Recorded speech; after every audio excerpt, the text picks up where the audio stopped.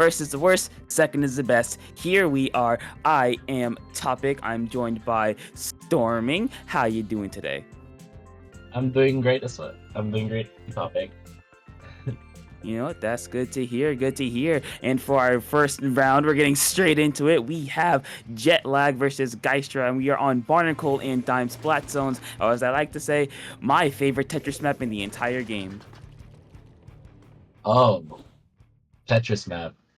There's like, isn't there a bunch of them though? I Yeah, there's a prefer Brown bunch. Water to be honest, Mm, Yeah, but it because looks this like one is like, oh god, they have a blob and a Emperor. That's an interesting comp. Then the other side is like that generic carbon comp without a pencil. mhm. Yeah, and I think that's really, I think the comp from Jet Lag with the Blob kind of try to use that really overwhelming paint because, as everyone knows, Blob is a really, really good painter inside of Jet Lag. It seems to be working out pretty well for them as Pencil being that kind of force you can use to back people up. It's going to work out really, really nicely as Jet Lag's going to get a nice push down to 80 and keep on going. Geister kind of get a couple members in. Unfortunately, they're going to go down as well. The strikes trying to come out, going to get shut down by the Oh, that Blob. blob. Yeah, and unfortunate for Geistra, they will be wiped out. Not a very good start for them. All we need to, I pretty much, there's gonna be a lockout. I'm gonna just skip it. Looks like it's gonna be a lockout. They've already been wiped twice. And the blob's constant pressure. Oh, never mind. They just died. I mean, it's pretty easy to break out a lockout sometimes, but with Geisha, you have to force everything you can. As Zolti's gonna get one, going to get two, going straight for the zone. It's only the Emperors left in the back lines. Unfortunately, they're gonna get one before going down themselves. So Geisha will hold on by the skin of their teeth as Jetlag was looking to get a very quick knockout. And now, if you're looking at Geisha right now, they're looking really strong. They have the bubble, they have the carbon, but the But the splashdown says splashdown. yeah, the splash out says nope, not today. Salty. I feel like he might get a kill here, to be honest. Never mind. Commentator's curse. Commentator's curse. Although, it'd be really nice if we could see like a really good triple ink strike to take back the zone. Although the Empire is doing a really good killing everyone else whenever they drop.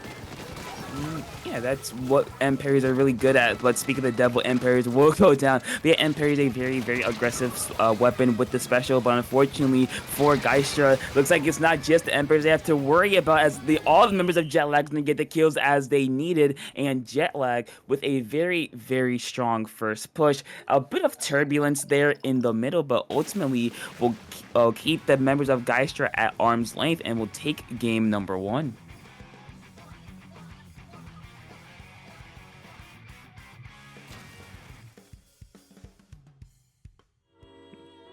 Yeah. Well, as we can see a bit on the replay here, a bit of that opening skirmish from Jet Lag. And you see, they did really, really well of not allowing the Carbon to get a whole lot. Every time, I feel like there has been a little bit of a disconnect between the members of Geistra and the Carbon is because Jet Lag has purposefully made it so the Carbon was isolated. The Carbon couldn't get in. But as we see, as their quick counter push here on the replay, is that once they weren't able to do that, Geistra just kind of popped off. We were able to get a good hold here for at least a little bit until the Empire Splashdown just said, "Hey, I like your bubble. Let's pop it." And get a quick double kill out of it too. Yeah, that Empire is got a lot of crucial kills that just one jet lag in the game. Although maybe next game we'll see the carbon actually pop off since it's Undertow, which is one of my favorite carbon maps. Since it has a bunch of ledges, all we need to see is like a bunch of paint coming from the side of Gistra, and we can see this carbon cook. Yeah, I wouldn't be opposed to seeing a Carbon Cook. However, you got to remember this is on Rainmaker as well, a very volatile map mode, especially on this, which I would say is one of the better map or better Rainmaker maps in the game, even because it is everywhere. It's very varied. You can go with the very long left route or the very short and quick right route, depending on the situation.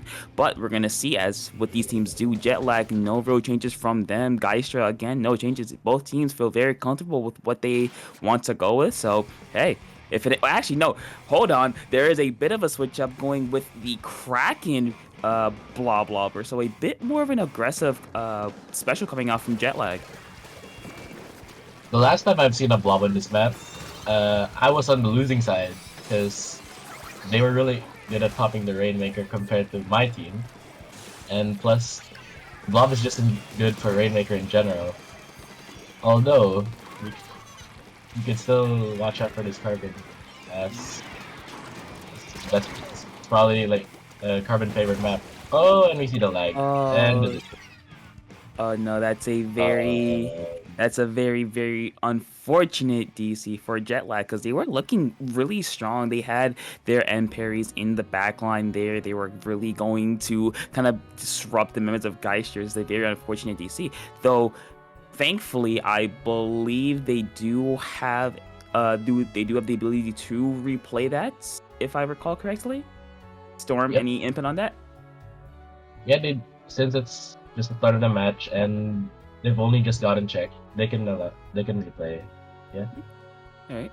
Well, yeah, since they can luckily replay this, I do think after, that bit of a culture shock, as you may call it, to Geistra, I do think they're gonna play a bit more aggressive at the beginning because, as you saw, at the very beginning of the match, it was Jet Lag got the pop. They got a lot of paint, especially on that left hand side, and they were just able to run it to the first checkpoint just unopposed. They were able to just get it and just go. So now, if you're Geistra, now you have the chance. You can recompose yourself, just re up on everything. It's like, okay, we know what they're gonna do. They have to stay the same weapons. We know they do. So they could play a little bit more aggressive and not give so much space to Jet Lag. I'm also expecting a change in position for the blob because now they know that um, it's just going to go head first on right, so they can just stay on right and probably shut down the push hopefully. Mhm. Yeah. And we saw it from Jet Lag there that when they did use the Bloblobber was the real Rainmaker carrier, so we didn't really get to see a whole lot of Bloblobber action because your Rainmaker is their main weapon, so you can't really do a lot of blobs. But I do think if you're Jet Lag, I think sticking with it is really, really strong because even if the Bloblobber is not the main one to pick up and carry the Rainmaker, it just provides so much paint. Basically, it provides a lot of paint. Kraken is a very, very good killing special. It can get up in the enemy's face and force them to look at you, and you can get another member to pick it up and just go from there, like the pencil, which is usually the one who picks it up with you pop the cooler, you get it, and you go, like your end parries. Actually, no, and I think the end parries might stay on that flank again because it's super, super good. It's a very fast killing weapon, or maybe even your shot. Yes, you have Zuka, but if push comes to shove, having someone else other than your support pick it up is kind of what you need to do. And I wonder what can Kistra do to just dominate Jetlag in this map. I feel like they should prioritize their paint. They have a junior and the T-Tech, which can enable the carbon, especially on that left side. So there are more ledges on the left side, and that's where a carbon should usually go when they're going for a push on the left. Yeah, I think for Geisha or Geisha, I'm sorry if I'm mispronouncing the name, but for Geisha, you have a junior, like you said, you have a heavy edit, a very underrated painter, which is still very, very good at doing that. So I think if you're them, you really need to focus on painting because we saw during that first game the one push where they painted for the carbon, guess what? They got in. They broke through. So maybe now, after learning what Jetlag can did to you after that first attempt, maybe you can try to paint a little bit more for the carbon. But we're gonna have to see as we hop into our version 2 of game number 2, Rainmaker Undertow. Okay, so and Jetlag gets the first pop since they have a blob. Obviously, it can pop Rainmaker really fast. But the Junior goes down, and the Carbon as well, so that loses the offensive pressure for Gistra. And it seems like Jetlag will be starting the push instead of Gistra.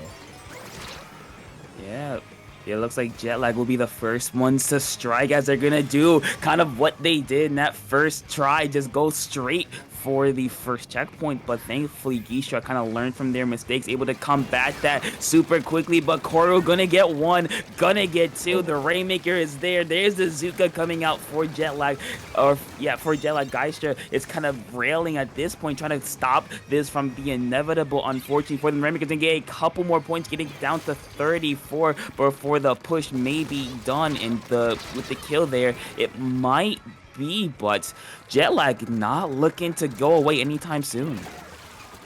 That that Carbon, that that Carbon almost got them. That's pretty sad since he's the last one remaining. I feel that Carbon's kind of inconsistent at times. And we see the lag again with the end parries. Oh, and there's um Uh, uh that was a whole room DC. Although it was past 17. yeah, So and I wait. believe that since that was the second DC of the game of this set, I do believe this counts against the team that DC'd first, if I recall correctly. Although So that was Gistra. It was Gistra. Gistra DC first, unfortunately, and they were already down. yeah. The 17 left. Yeah, that was a very, Oh, very unfortunate ending for Gistra. You know what? DC's, sometimes it just happens. wait, I'm gonna talk to the POs about it. Yeah. But I think it's going to be a unfortunate end of the set for Gistra, since there's 17 left, and they were the ones who besieged first. Yeah, that's very Okay, I've gotten confirmation that the point goes to the side of Jetlag. Mhm. Yeah, and that push from Jetlag was looking good. Gistra did put up some defense, but Jetlag did have a couple of members in there before the DC happened. So it's just very unfortunate, Gistra.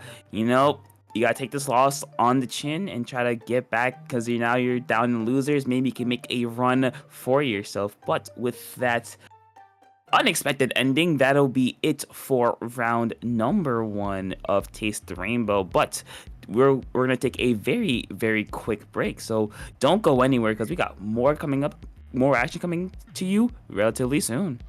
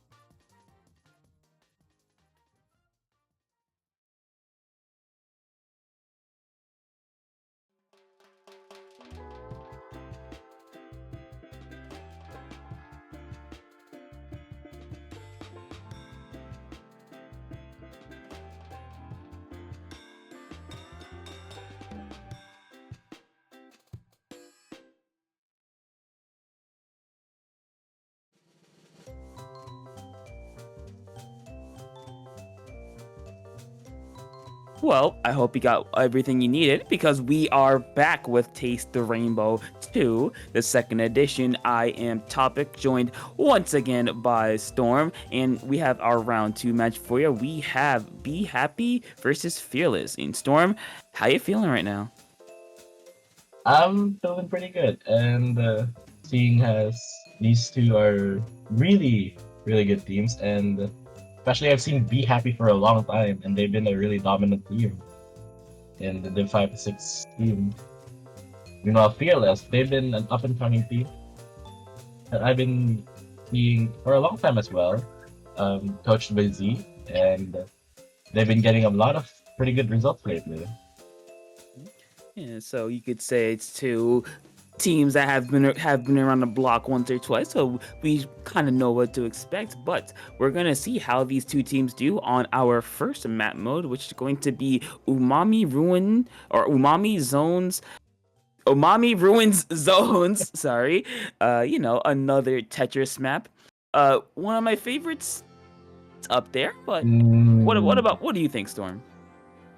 I think it's not that good for for if you're locked out, pretty much. Because as long as the other team has control of the bunker, I think you're gonna have a pretty hard time in controlling the. Getting back to the zone, basically. Yeah. Hmm.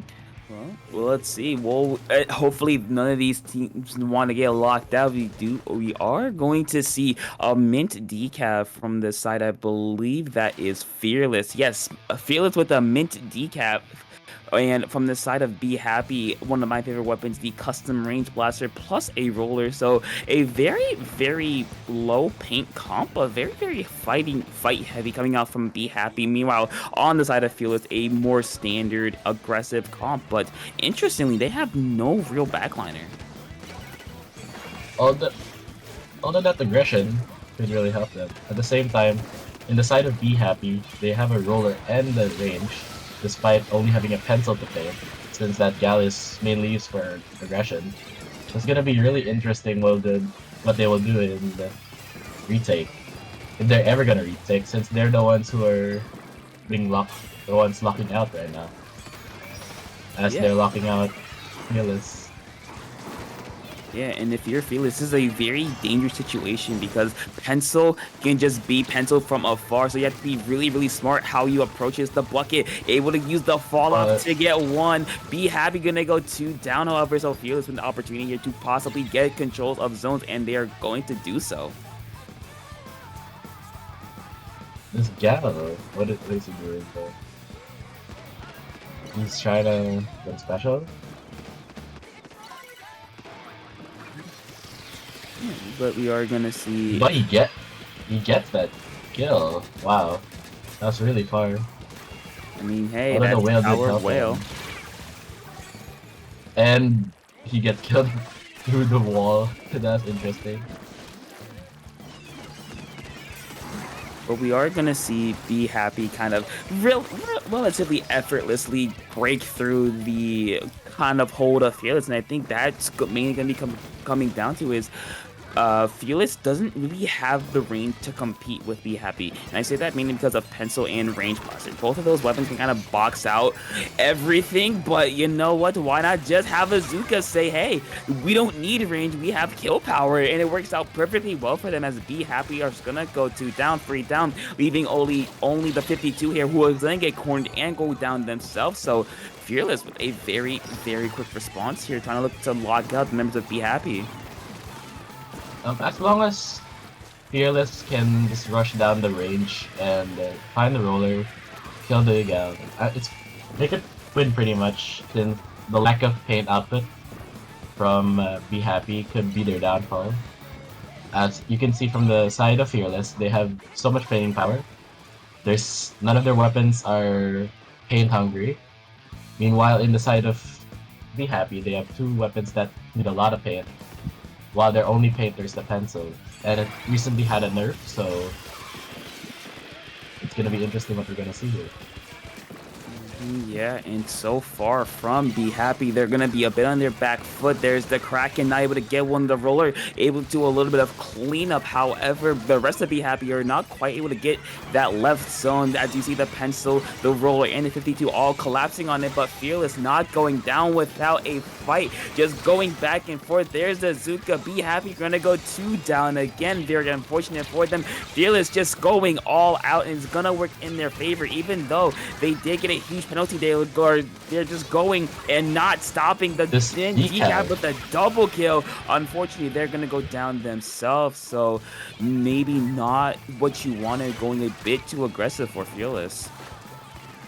And then as you see in that fight, they went 3 down, and now Be Happy. Oh, the double by the range, and now they're 3 down again. Now they're pushing up to their base with a bubble. Which is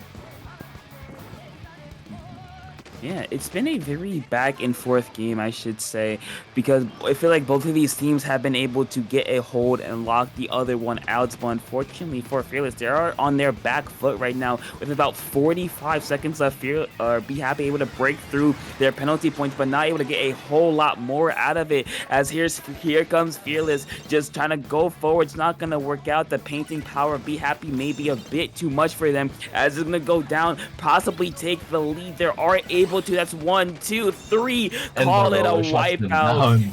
Yeah, very unfortunate. And now for Fearless, this is, you gonna have to go forward and hope for the best. Unfortunately for them, they're not quite able to do that with the Pencil staring them down. And that will be it after a very, very back and forth game number 1. Be Happy will come out victorious of it.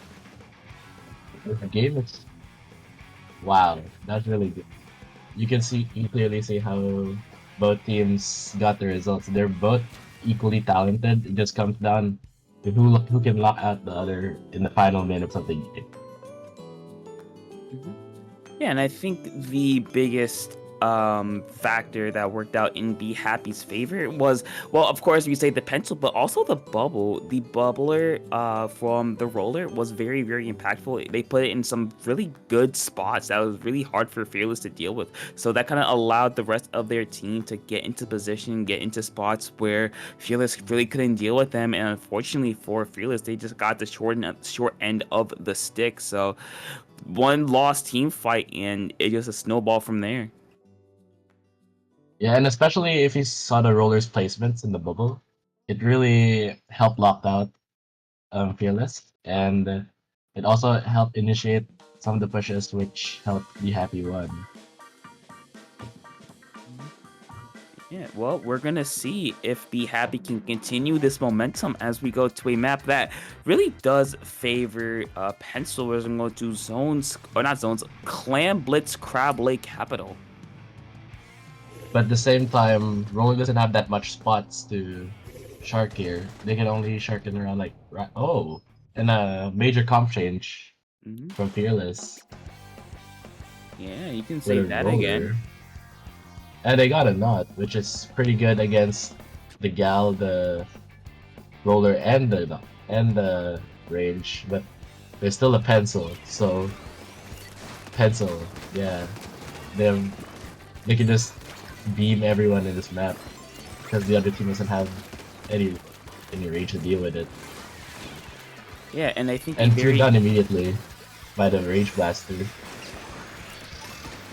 Yeah, and unfortunately for Fearless, Be Happy will be the first ones to break through. We do see another ball managing to sneak their way in. However, that might be the end of it, though. Be Happy able to get one more claim, getting down to 57, 54. The bubble's in place. Here we go. The scoring's going to continue down to 48.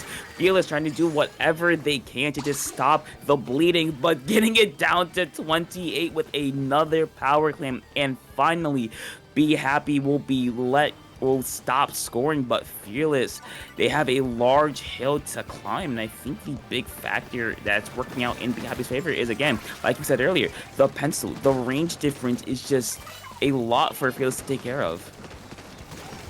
Although we can't count out Fearless yet, since this map, I've seen a lot of huge comebacks from really large point leads, and it should still go in the side of Fearless's side as long as we can as long as we can see them utilize their specials well, to create a hold where all three of their aggressive weapons can't do anything. It's just the pencil. The pencil can't do anything against all the aggression if they're just in their face.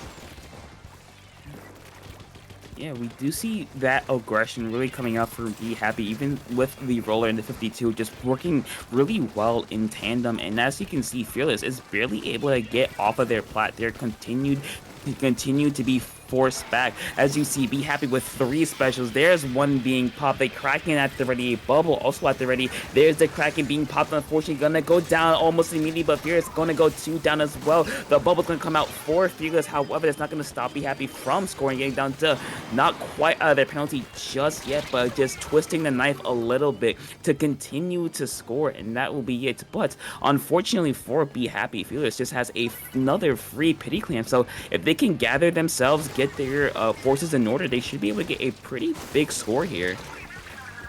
But they would go 3 down with one ball in mid, so they just lose one of their pities.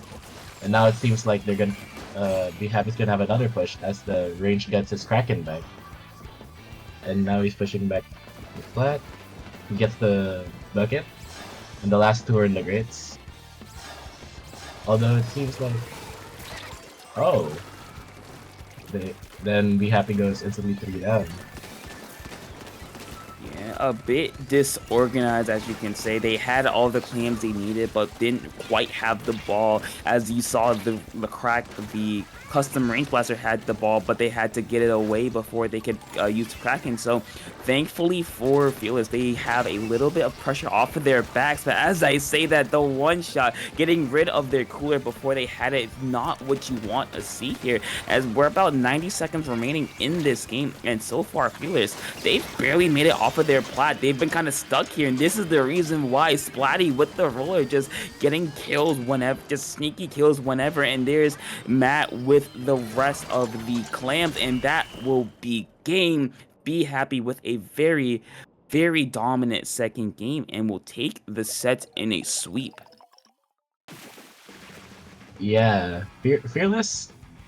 You could see how their comp works. They just couldn't handle the constant pressure from Be Happy, especially that Kraken and Bubble combo, which just locked them in their spawn. And the Gal, of course, it's a Gal. So they just got constant pressure all the time, which unfortunately Fearless couldn't handle. And the pencil, I felt like the pencil was the major factor of why Be Happy won. Because the range difference and the maps favor pencil a lot. Yeah, it was just, you know, the wasn't a very advantage hand for Fearless. They really had to play their cards right, and unfortunately Be Happy just executed when they needed to. They got the picks when they needed. They just kind of played really well, because as you saw, Fearless did not score that second game. So what else can you say? It was a really, really, really good game. But with that, that'll be it for round number 2. However, we have semis coming up in a little bit, so we're gonna go to a very quick break. But don't go anywhere, because we got more Splatoon action coming up to you in a couple minutes.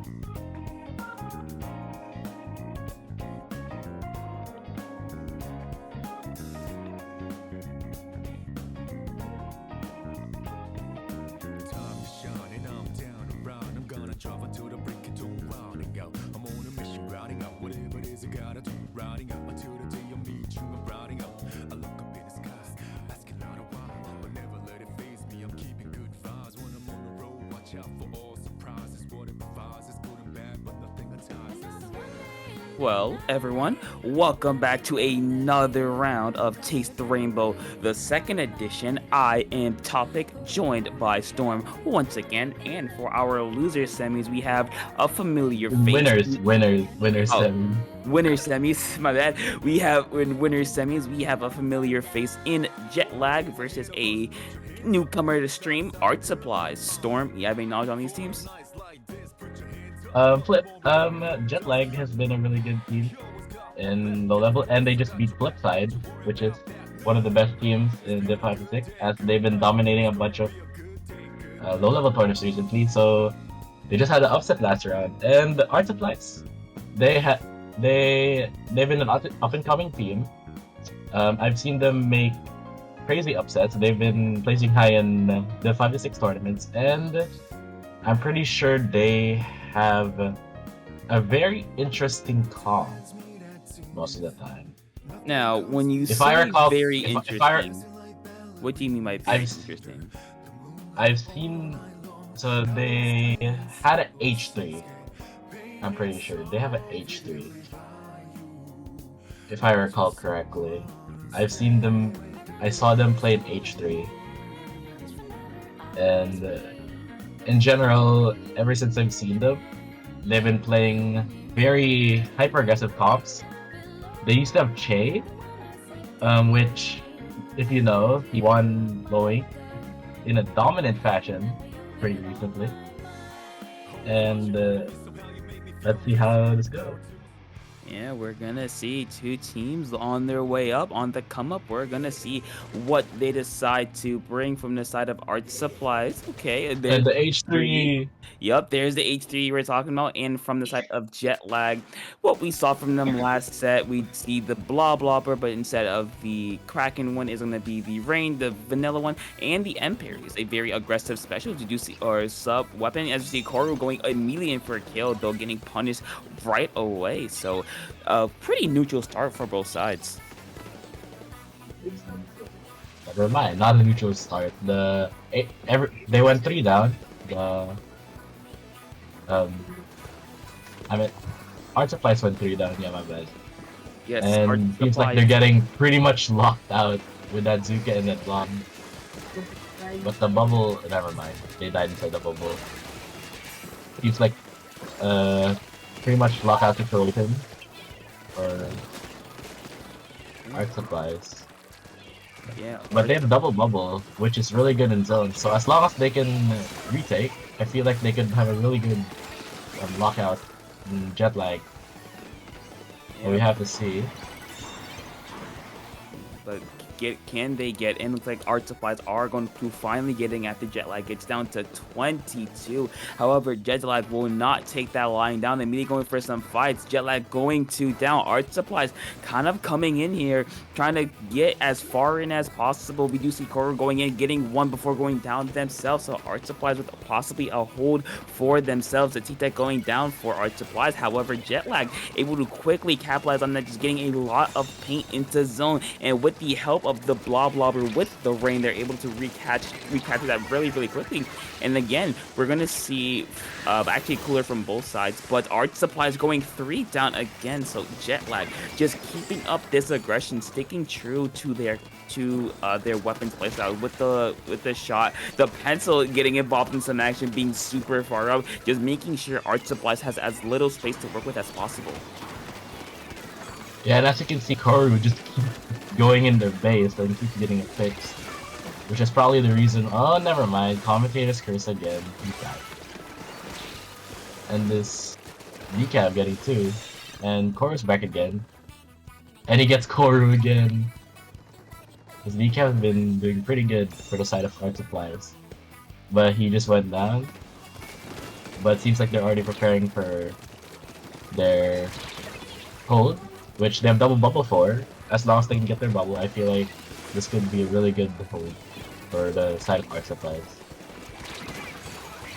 It might be, but Jetlag has some other words as they're able to get quickly two down, but the strikes are able to at least stabilize it for a little bit before Jetlag finally gets control of the zone. Koru going in, they're gonna go down to Happy. There's a bubble, one bubble coming out. Unfortunately, Chippy's gonna go down, so no second bubble for Art Supply, but even though they don't have the mint decap, they're still able to at least hold zone and compete against Jetlag. Koru going in once again, 3 down for Art Supplies. I feel like we've been saying that a lot as Art Supplies have been just going down 3 at a time. It feels like every time Jetlag goes in, so Jetlag has been taking full advantage of what they're given and just getting the picks when necessary.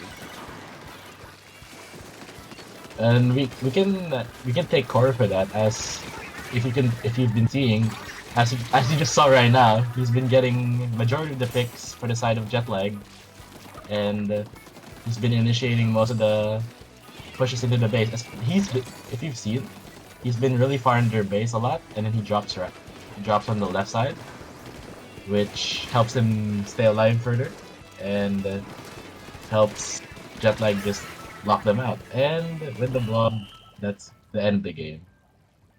Yeah, a very, very good win for Jetlag. I feel like we said it throughout the entire game. Koru really got the key picks for them.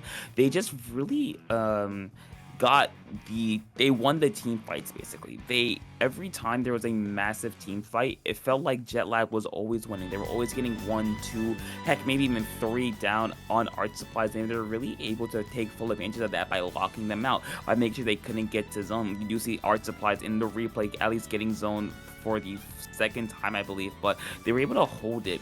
But even through that, Jetlag, they stood strong, they stood firm. They just, again, they got the picks when necessary. Art Supplies just went down to too many stupid mistakes, basically. They just went down to unexpected flank. They went down to a bomb or the rain. So I feel like Jetlag really took full advantage of that and just won the game and just snowballed it.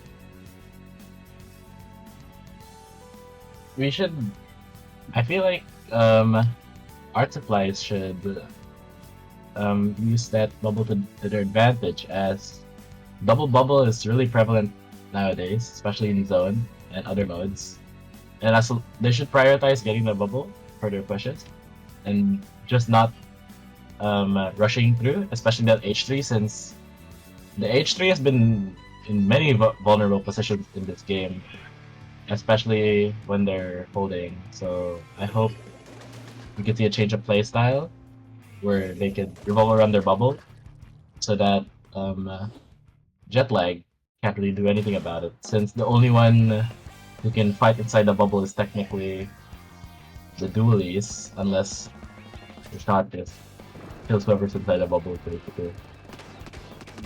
What we're gonna see here as we're going to game number 2, Museum de Alfonsino, Clan Blitz, and Jetlag, starting off with a bang with a very, very quick 2 down on Art Supplies, and Jetlag not letting their foot off the gas. Unfortunately, they are gonna go 1 down, and we do see as how quickly they're able to move as a team. The Zuka's gonna get one, clear out the way for the Kraken. Another one going down, but unfortunately for them, Chippy able to just barely get one of the members, looking for the second. The Blob Blobber stays alive, throws it to himself, able to get the first score of the game. Jetlag is very, very fortunate they were able to get it. However, would they get follow-up? That's 1, that's 2, a couple more. Clams 65. You see Clams up top by the shot, able to get 1 more in, going for a couple more, not able to quite get it. Art Supplies able to hold on here, not let any more happen, but Jetlag with a very, very quick push, turning a situation where they only got 1 power into one where they got a pretty decent push out of it. Although this pencil, especially in this map, is just holding mid, which is holding Art Supplies in their base again. And if they're just held back in their base, they can't really utilize the bubbles they have for their pushes in this map. Yeah, and we do see Jetlag going 3 down, being punished for going overextending a bit. Now Art Supplies has a chance to build up their clam economy, build up their specials. We do see Chippy already in a very aggressive spot. Oh. There's the bubble. There's a couple members of Art Supplies with them, but Jetlag able to quickly respond, getting the mint decap down. Arkham going down as well. Just Riley and Happy there on opposite sides. Another one's gonna go down, and Art Supplies will get fully punished for it. Great job by Jetlag, kind of pincering each member, singling them out and just getting them down. So now, just like a flip of a hat, able to quickly and very quickly regain control of mid. As I've noticed, I think Art Supplies should stay together as a team more, because I've noticed that the H3, he tends to go in by himself a lot, and H3 doesn't really paint that much, and isn't really good at fighting it as well. It's more of a supportive weapon, so he should usually have it. He should support Chippy whenever they push, because Chippy's always alone as well whenever they're going into the enemy's base. And then they both had bubbles, so they could have just made some giant barricade, which could have helped them push into the side of Jetlag. Yeah, but even though Chippy is very aggressive, Jetlag is doing a really good job of countering that. You see Art Supplies with 2 powers at the ready, trying to get at least a little bit of momentum here. That's a good start. 2 down on Jetlag. The HQ is gonna go down. Happy though has one. You see Riley in the back as well, going up top, able to get one. Riley able to. They're gonna fall. Not quite get it.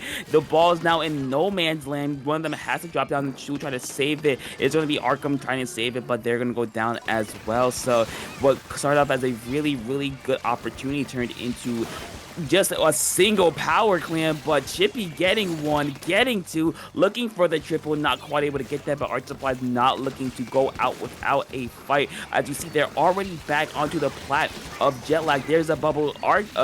Chippy here just going absolutely like a madman, getting 3 or 4 in a row before going down, getting Art Supplies a lot of momentum in their favor. Although, my problem here is they don't really have that much clams, especially since they're pushing. They should have at least got a bunch of clams, since the lead of Jetlag is pretty significant, and if they want to break that, they could have just got the pity from their base. Yeah, but with only about 40 seconds remaining for Art Supply, they're going to have to do a lot more than get just a power. And you see Riley trying to sneak in there. Unfortunately, they're going to get shut down.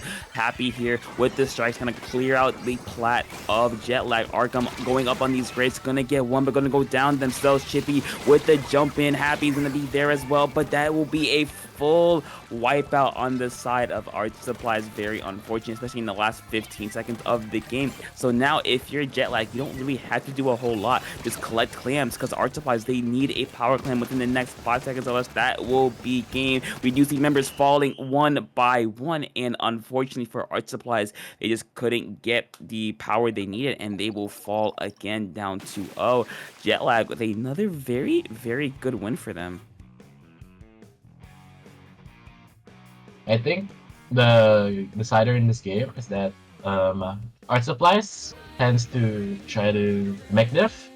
Their mechs are pretty good, but Jetlag has incredible teamwork and synergy with one another, and that just beats Art Supplies in trying to mech diff, since they're always alone, especially that the bubble weapons, which have really important specials for their push. So yeah, it's a real problem.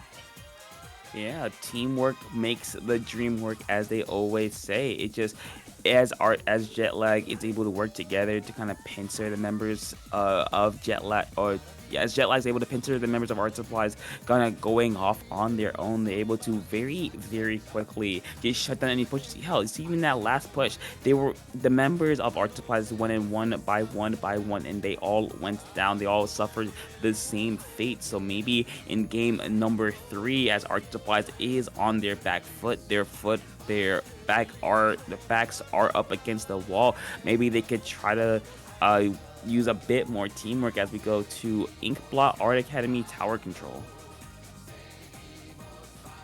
I feel like there should be like a switch of calm, since I know Art Supplies is a really flexible team, I've seen them play multiple comps in the past. So it depends. We can still see them stick because they might be testing out this comp. I've seen this comp um, uh, for a few times here, and I hope that yeah maybe they could do some things that who knows they could reverse sweep. I mean, yeah, they could potentially reverse sweep, but it all starts with that first step. And I think Jetlag has been looking really strong. I think if you are Art Supplies, you gotta make use of the double bubble. And I think this can work on tower, especially on Inkblot. You have a bubble up by the second checkpoint and a bubble up in bats. So to kind of cut off the entrance points of Jetlag. But enough speculation. Let's get straight into the game. We're gonna see a switch up to, I believe that is the custom blaster for Art Supplies. Still a bubble weapon, but different type of bubble weapon. On the side of Jetlag, we do see Shelly with a Dreadringer, one of my favorite weapons in the game personally, and I think this could be very, very useful for getting them in, especially onto plat. Although this is one of Blaster's best maps. I play Blaster usually in this map, and Bubble is really good in that bat, especially at holding. But Dread is an interesting pick because as I know, Dread isn't that good on tower control, but it still depends on the user. And Chippy gets 2, which is expected as Blaster on tower control. I mean, hey, it works for a reason. Art Supply is able to very quickly break through the biggest, or not quite, I should say, able to break through the biggest chokehold of this game, being that second checkpoint. But unfortunately for Art Supplies, they are not going to be able to break through. But Jetlag now on their back foot after seeing what Art Supplies can do, because they used a lot of teamwork in that fight, and it worked out so much in their favor. So now Jetlag with an opportunity to respond here, 1-for-1 trade going down right away. Another one's going to go down for Art Supplies. Koro's in the base. There's one. Chippy's going to go down as well. Riley in that bats area trying to go for something. They're going to go down as well. And just like that, call it a flip of a hat. Call it yin and yang, as Jetlag able to quickly get to that second checkpoint themselves. I've been saying this entire set. Koro's just been like doing so much for Jetlag, and I feel like that's what makes their comp work, since the rest of the team prioritizes in catching any strays that escapes Koro's hands, while Koro just goes in and kills everyone, pretty much. A massacre, as you could say. But unfortunately for Jetlag, they're pushing him to be stopped a little bit too short, but not before getting to that second checkpoint, which is very, very helpful for them. So now they have to play back and play a little bit of defense. This bubble on tower is not going to be quite as effective as they would like to be, as another one's going to go down, 2 down. But Jetlag, however, is going to lose that engagement, going 3 down. That's a delayed wipeout, so Art Supplies with nothing but green grass in front of them, looking to get towards that second checkpoint, able to get at least to it. But unfortunately, the pencil will strike again, getting a nice pick on Riley on tower. So now leaving only Chippy there by themselves, able to get one to keep the tower on their side. Koro is gonna go down as well. So very unfortunate. Chippy just doing what Blasters love to do and just play around tower. Although it is really a problem. This Dread has been actually doing pretty good this game. If you've seen earlier, they got two people on tower on Art Supplies, and that's just where Art Supplies have been going downhill in this push. Although the Blasters been saving them a lot this game, since Blasters on tower control is really good, especially against the other comp, as Blaster and Cooler is really fast and could outpace the Dreadringer basically. I mean, yeah, Dreadbringer is a rather slow weapon, but it can be very, very effective. As you see, the Reef on the plat, unfortunately, is going to get shut down. That's why we call it the SD button for a reason. And unfortunately for Jetlag, it's not going to work out in their favor, as Art Supply is able to quickly rally around that choke point area and stop them. Chippy with another bubble and going 1 down, 2 down, 3 down. That will be the end of the push for Jetlag. But Shelly in the backlines going to make the smart decision to to just jump out and not allow them to get any, or not allow the situation to get any worse. Now with about a minute left to go, 4 points separate this team, and so far Artifice has been looking really, really strong. Though Shelly getting one on the tower is gonna be very brutal. Another one's gonna go down, 2v2 on tower. There's more members from Jetlag coming out. Another one's gonna go down. Core with the flank, getting one, getting to look for the triple, not quite able to get it. Chippy gonna go down yet, and that will be it by the skin of their teeth. Jetlag holds on, however, Happy jumping in, trying to at least stop it, but Jetlag still looking strong here with another 2 down on Art Supplies. This blaster, oh my! If only he could get some much more paid. And I feel like they don't have enough coolers. I've seen Art Supplies, and they're not coolered a lot. To be fair, their edit's pretty aggressive, but I feel like they should. Yeah, the teamwork is their only problem, in my opinion. As they just feel disconnected the entire game, and been relying on picks. Whenever they get picks, those picks are coolered, so they can just go back and shut down their push.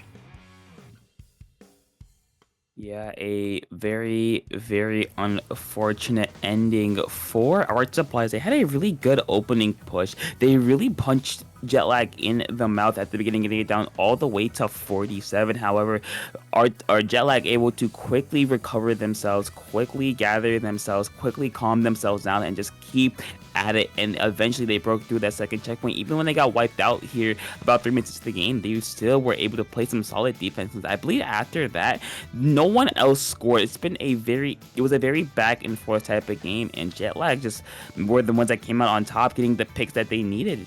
And they were just able to be a more complete team, if that makes sense. Chippy, though, a great individual effort, unfortunately not quite enough to break through, and Jetlag will complete winners semis in a sweep.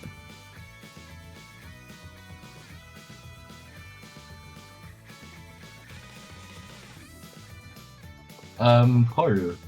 Koru has been really good. Chippy has also been really good with it. The last game felt like it was just back and forth killing sprees for both individuals. But yeah, teamwork make the dream work. So yeah.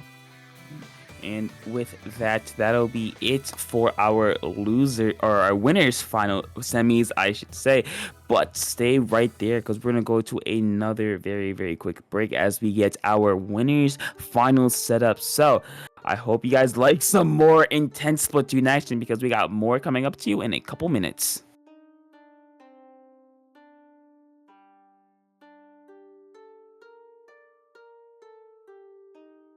Um, Shout out to my Twitter at stormingly03, and I also have a Blue Sky, which is the same as well. Stormingly03 Blue Sky.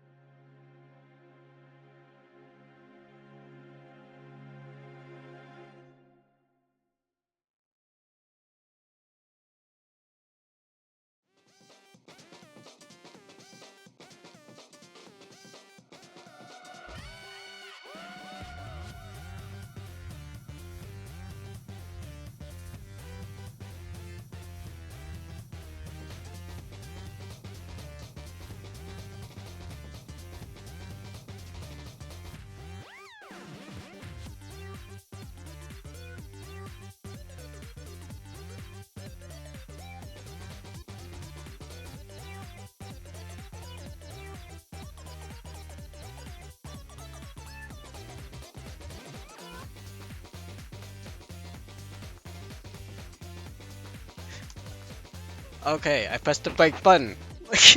Well, hi. Welcome to finals of Tetsuya Invitational 2. I'm here with Topic. And yeah, it's a surprise. Someone else is here. Hi, Topic. Hello, Jordan. How you doing today? Dude, we're doing everything all at once. This kind of sick. Now let's look at the map of the page. We're going seemingly right into it. We're going to be going to spots as Umami round 1. Yes, a bit of a callback to earlier today. One of my favorite Tetris pieces in the entire game. So very good. I do think you have to take really good advantage of the top side, the block in the middle, to if you really want to take advantage of it. But that we have our teams, Jet Lag, we just saw, and Be Happy, we saw it a little bit earlier, coming to duke it out in winners finals, trying to get that advantage into grand finals. Yeah, and one thing to know as well, before decided to be happy, they did a sweep on the bottom side, but for the side of Jacklight on top, they had a little bit of situations coming to here right now, as we saw in the previous round. But literally, as we're going to be seeing right now for the first weapons, as we're seeing a dually that's going to be going with Slash down, rarely we see nowadays. But also we see your regular comps with the Bowler, the Blaster, CRB, the Kraken, actually, all of things. But also 52 gal. Yeah, very what we saw earlier from Be Happy, kind of what they expected. A bit of a more fight heavy comp from them. Is very get in their face, try to just like zone them out. But so far, Jetlag doing really well to respond, able to get 3 down, leaving only the pencil, and Jetlag not quite able to capture both zones, but they have all ability to. There they go, taking the lead. Now it's the opportunity for a hold here, but I think the big matchup is going to be Pencil v Pencil. Which Pencil can impose their will better to get their team in first? It's funny how you say Pencil v Pencil because where is the Pencil on the other side, for the side of Be Happy. Right now, they're all the way at the backside, but they're all focusing right now for the side of Jacklight. They're focused on the Kraken. They were actually trying to stall him out, and look at that, the Warrior trying to come up. We see Be Happy on the side of Lutzen, trying to bet to come back in with the rest of the team as well. They're going for the right side of the zone, actually firing up, and they might be able to cap it up, but no, the Warrior's down. That's not going to be any bubble for them too. And with the blast side popping up as well, getting 2 down the side of Jacklight, this might be the zone.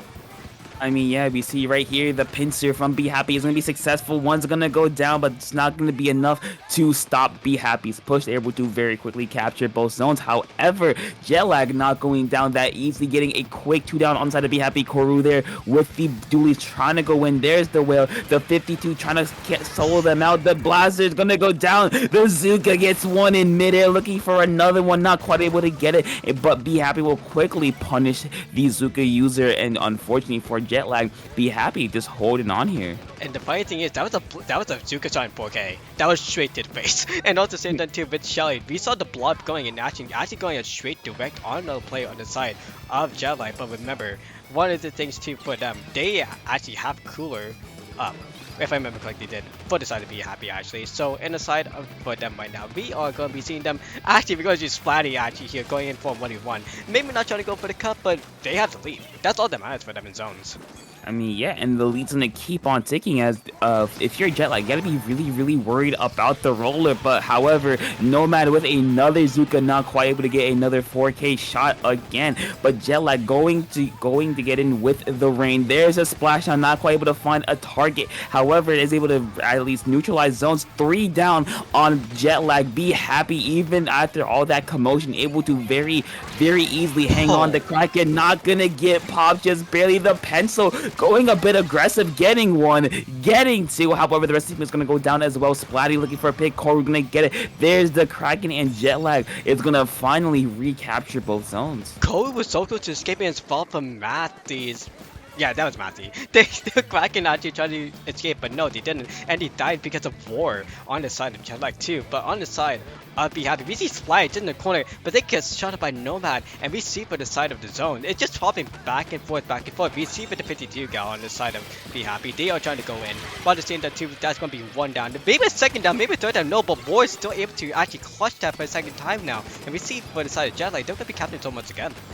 I mean, Roar has been very, very clutch with the pencil going in, getting a double when Jetlag needed the most. And here we go. Here begins the offensive from Jetlag, looking to eat through at this lead that Be Happy has. The members of Be Happy are a bit far back. Splatty with the roller, Matty with the blaster a bit back, as we do see Splatty is going to drop into this right side zone, looking for a pick, not quite able to find it through the bubble. Jetlag still holding on, but the flank from Splatty is going to be able to get one, kind of get attention on back to themselves. The splash is going to come out. Matthew with the Kraken able to get Roar on the pencil with a minute left to go. Be Happy will be the victors of that team fight, forcing the members of Jetlag back. Yeah, but in a moment here, we're going to be seeing Zone trying to flop back in because we see Shelly. No, okay, they get killed off because of Junai and also because of Lutzen on the pencil, but that's a trade-off between Kohu and Lutzen together. Now it's only going to be the 52 cal on the zone, but at the same time, Splatty here, the bowler, they're going to be trying to sink it away out. Oh, they almost got Shelly. The Soldiers are getting off, but no, that's going to be the pencil play Roar again, clutching it over, trying to kill off any sinkers as well, but with 7 seconds left in the penalty clock and 3 down, this is going to be going to decide Jetlag actually be able to capture the zone. 20 seconds remaining though. I mean, this has been a very, like you said, very back and forth. 15 seconds remaining. Now, Jetlag has a very big penalty to chew through. We do see Splatty jumping back, trying to stay alive. As we both know, Roller is very deadly. They can get one little speck of ink if they want to get in. Here we go into overtime. Splatty in the zone, not quite able to get Roar there. 2 down on the side of Be Happy. 3 down. Nomad with the trade is going to be really huge. Wanda there, the last member remaining, they're going to go down as well. And Jetlag, maybe they're able to hold on here, but Be Happy has at least most 10 more seconds. Unfortunately, penalty will be over, and Jetlag will do it. Barely. Hold on, Matthew is gonna paint up the zone. Shelly is there, trying to go for a pick. They're gonna get it, and Jetlag will make the comeback to fend off Be Happy and win game number 1. This is the good thing about making it all the way not to winners finals, because if you sit in the bracket, every single team basically against these two teams have been more or less swept at this point. Asphyxiation got 1 point off of Be Happy, but everything else was a sweep actually, and same with Flipside getting Jetlag off a point. But in the end, this is the power of aggressiveness, and literally the main thing as we see right now, because this is the closest that we can see in the Div 5 level. I think this is the invitation for that level, if I remember correctly. This is the top. This is the top of it. This is the peak of it. I want to say it's Div 5 to 6. I'm not entirely sure though. It is. Okay. Yeah, so this is the peak of Div 5 right now. Jetlag and Be Happy together. And I think Be Happy, well, both of them seeming as the names that they don't have an image, they seem like a pickup. So that's the funnier thing too. So as we're going to be moving on to now Ship-Shape Cargo, it's not Stone Shipyard. Every single time, it sucks. But every single time that you want to know about a spelling error, Ship-Shape Cargo is second every type ship. Well, I love, a Splatoon 2 classic. I love TC Sturgeon, one of my favorite map modes in the game, but we're going over to Ship-Shape Cargo, the Splatoon 3 version. I think for this map, the first checkpoint, while difficult, is not that hard to get to.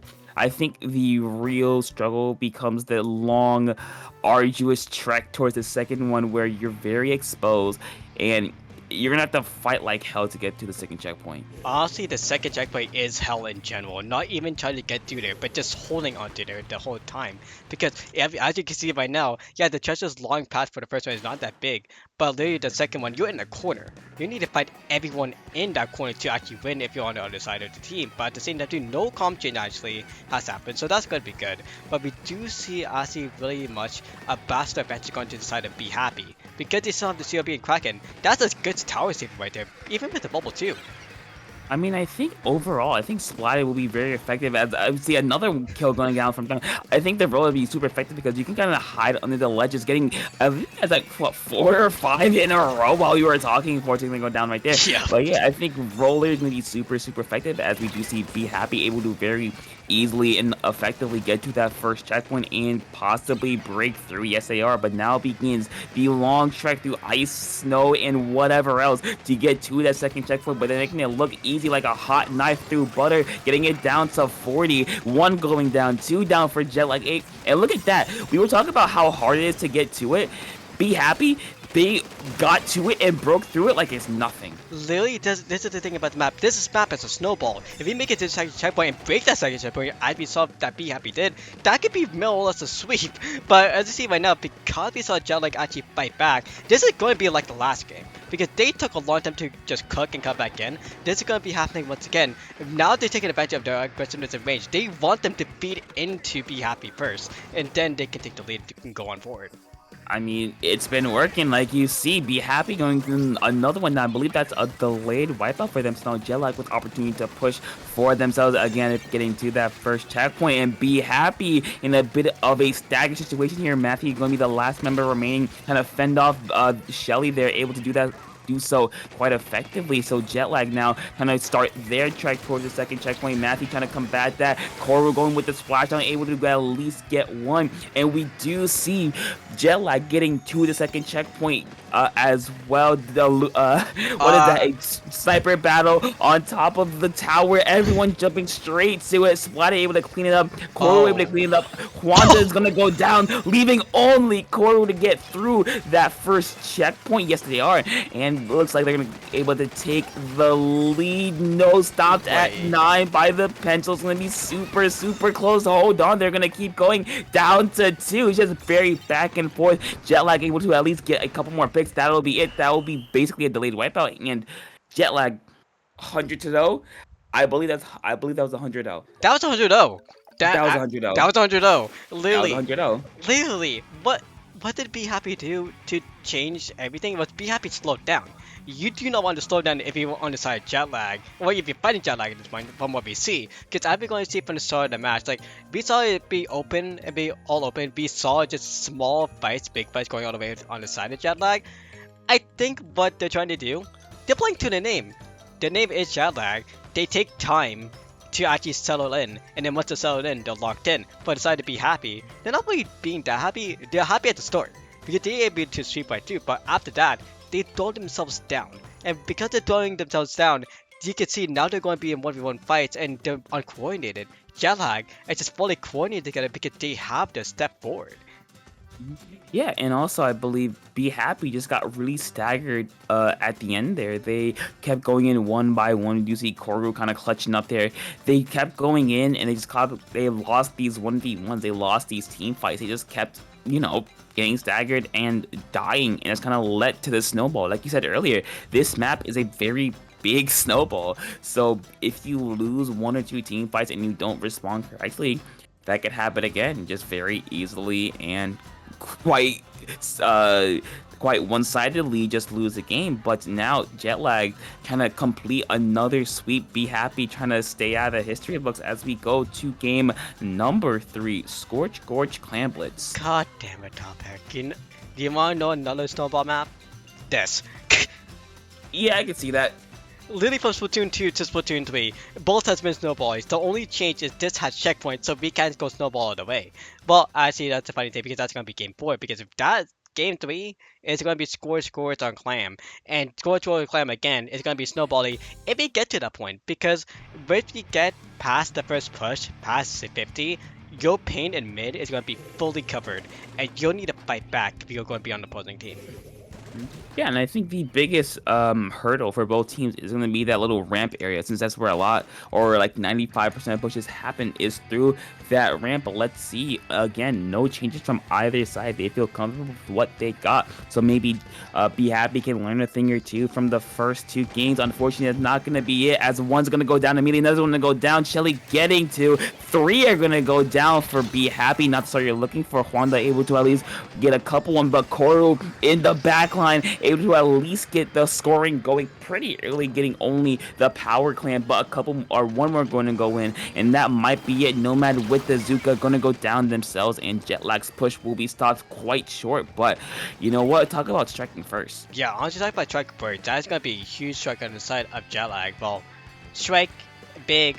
That's only 20 points. On the side of, Be Happy, they can always just get it back if they are able to clutch back in. But we see Vor just hitting a double right there. But at the same time, what does it matter? Because we saw Splatty, we saw Lutzen earlier actually combine together to get a chip on the team and actually get the first push in. We see Vor again just play super defense getting Splatty off, so not going to be no roller bubble. And also no Maddie cracking at all too. We're just seeing super defense coming on the side of Be Happy now. I mean, you could say defense from Be Happy. It looks like they're trying to at least stabilize themselves. Jet lag. Alright, big far back. Koru gonna pop the splash now. Splatty's gonna go Oh. in there. They're gonna go down. And it looks like the defense will work out for Jet lag. As that's another one going down for Be Happy. And I feel like what's been really the Achilles heel of Be Happy is that they haven't really been able to get in. They've been kind of stuck in mid. I believe they've been stuck in mid like all 2 or 3 games. They've been kind of stuck in mid. They haven't been able to move. They haven't really been able to push up because every time they've tried to, they've been like see right here, just kind of stuck. Yeah, it's kind of sucks because you don't have clamps, and there's clamps on the right side, but they don't know because they want to secure mid. I think what they got at the right is just to secure mid every single time because you don't want your team to go and secure mid. And because of that, they play so passive. But we see Kohu right here trying to sneak into base, but there's no clamps on the other side of the team. Spike tried to get him again, but unfortunately he has missed. I don't know how, but that's just some unfortunate actions right there, as we're going to be seeing it for 2 minutes and 40 seconds left on the clock. Maybe this is another push on the side of Jetlag when they get clamps, but for the side of Be Happy, they have 6 clamps. When are they going to push with this? I mean, they have 13 clams plus a power, so if they were to get in, there we go. There's what we were talking about. Splatty with 7 more clams, luckily spawned behind them, able to get it. So Jetlag able to at least put up some sort of a fight, but Be Happy able to get more clams and taking the lead down to 62. Wanda with 1 more, 3 more, 4 more clams. At the ready, Splatty with a couple more clams, able to get 1 more, and they take down to 53. And that looks like that will be the end of the push for Be Happy. Yup, putting a stamp right on that. Matthew, the last member remaining scoring position, they're going to go down as well. Wanda on that right-hand side are not deciding not to go in. So a good push for Be Happy, but Jetlag, you may be able to respond super quickly. Well, talk about it super immediately. We can see Sally here with a Kraken. We saw Zuka play as well, coming on the side of Jetlag as well. But we see the pencil, they're going to be the only one coming in and scoring the claim either way. With no one on their side, so that's going to be a little bit issue. Oh, okay, Juwanda did die. Shelly might be dying next, but no, they're both actually dead. So that's not going to be a score at all.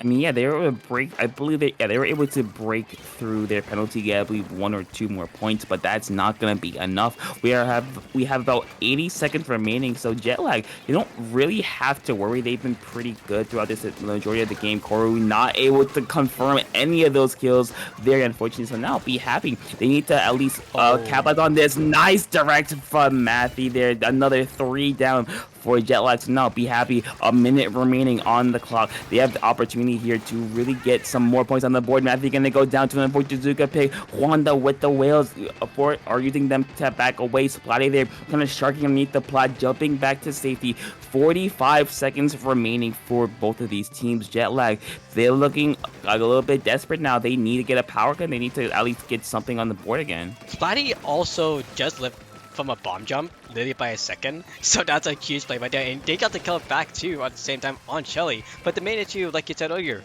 they feel like they're stuck because they're trying to commit all the time. But with Splatty here getting a single, getting a double, they actually just need a climb to actually win here. But no, look at this. Everyone on the side Be Happy is on the back because they're all focusing on Koru. This is this is not what you want to see on the side of Be Happy right now. Even though they have a pity, they just lost the opportunity to push. Even with that Zuka double from Nomad, the ball is the last opportunity left. Or Manny getting... Okay, never mind, Manny got killed off.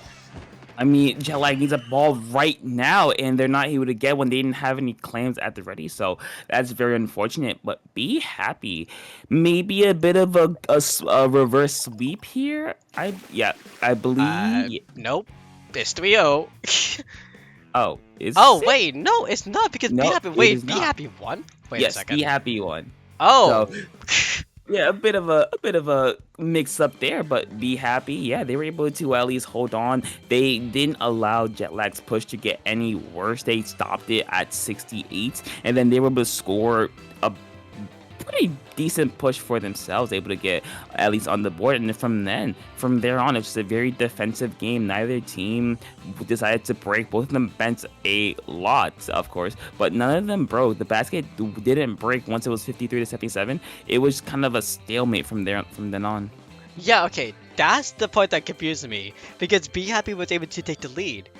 And I actually totally forgot about that myself because, like you said, the wording about being stuck for Be Happy, that was fully a focus for them.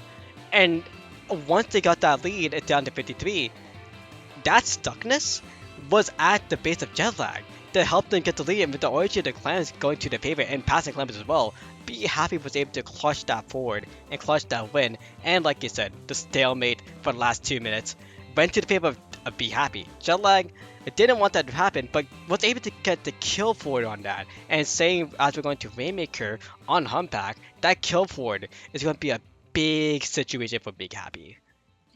You know what? I would not be surprised if the roller pops off because this is one of Roller's better maps. It's really good on it.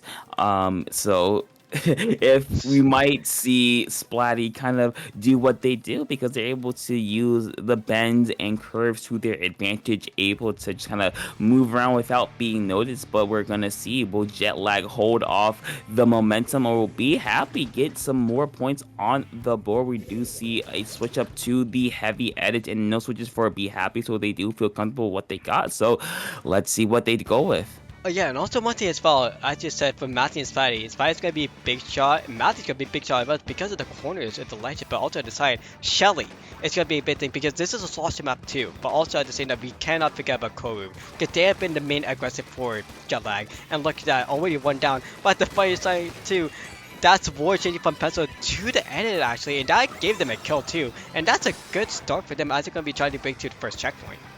I mean, but it's gonna be really, really hard for them with Wanda just being there. But Roar says, you know what? I don't care. Getting the first checkpoint, getting a kill onto Wanda instead. Our Koru's gonna go down Splatty with a bit of a flank on the way, but are they gonna be fast enough? Yes, they are. 3 down. The jumper is gonna go down as well. So that's gonna be a delayed wipeout for Be Happy, or no, for Jetlag. So Be Happy with a chance to respond here. Maybe they can get a push of their own going, and yes, they are. But the Zuka Nomad's gonna go down in the very unfortunate. Lutzen just got Zuko to the face and then get killed, but instead Kuru is going to be the one getting the kill up, but also that Splash killed him off too. That's a huge thing for Jetlag because even though with the best points under 30 and the Jim Maymaker now is a still point for the side of Be Happy, they need to get up the ramp to actually get to checkpoint, but look at that orange paint. That's fully orange, and with Nomad on defense, and same with Shelly and War as well. Be Happy is going to be, again, stuck in the mid, trying to go in with the aggressive situation. I mean, they're trying to, but they're not stuck for very long. But the flank from Corgo is gonna get one lose on there, able to break through the checkpoint, and this may be very dangerous for Jetlag. Be Happy, 3 members are there, all 4 members. Splatty going in first, getting Shelly there, going to go down in HA, but Bubble is still going to be active. There's Wanda with the whales. Jetlag using a Stuka to try to at least slow this down. Matthew not able to find anything. Luzon just kind of scouting out the area, able to at least get one more pick. Shelly, but the blobs able to fight, able to put at least a little bit of a thorn in their side. Kuro going in, not able to get it. And getting it down to 15 is Be Happy. Luzon, the last member alive, deciding to back out smartly. So now Jetlag, they have to worry a little bit. They're now down by 15 points, and it's the hardest 15, or some of the hardest to get in the game because you are so close to the enemy spawn that you gotta be really, really worried here. Yeah, that's the one thing, because they could just go to the left side and actually win like that, but look at how paid is nothing.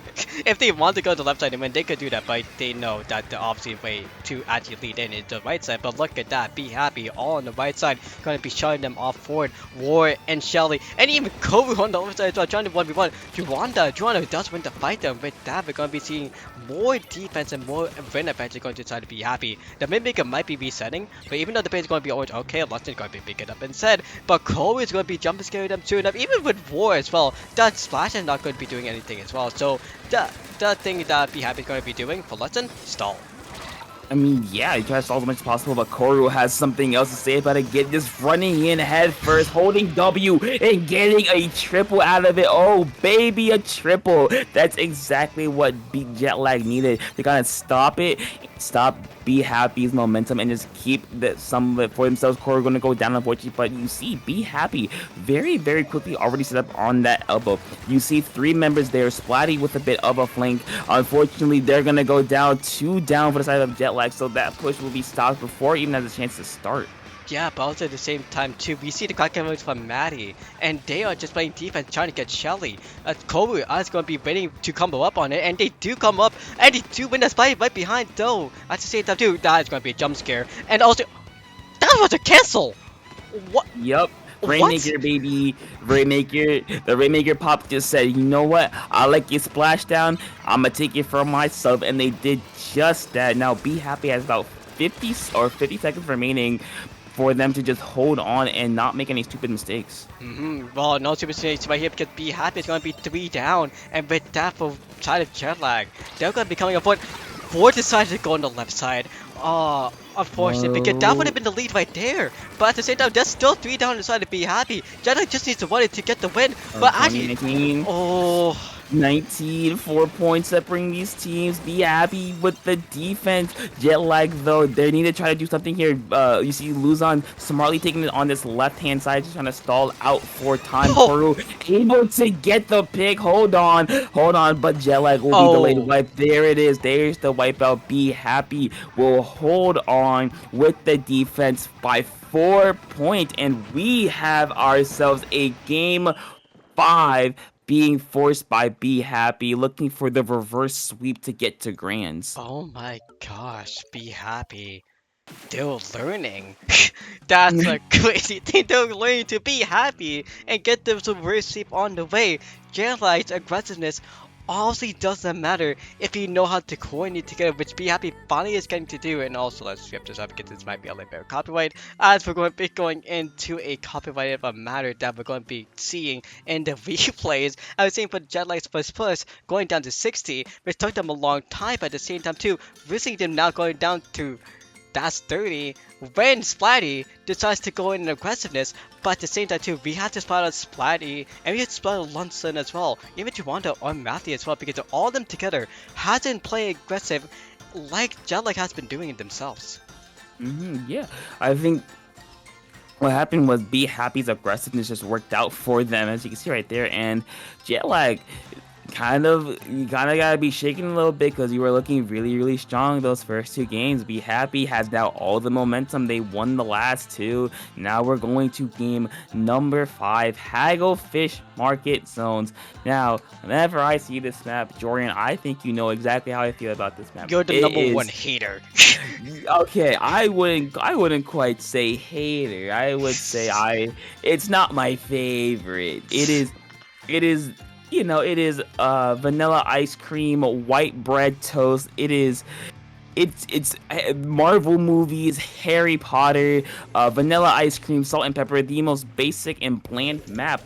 Unseasoned mashed potatoes, it's very basic and bland, but that doesn't necessarily mean it's terrible. It does have its advantages as being a good starter map, but this is going to be our game 5 though, so let's see what happens. Yeah, but honestly, as a Zones hater, as a Zone Hacker hater, because I see this in every single tournament.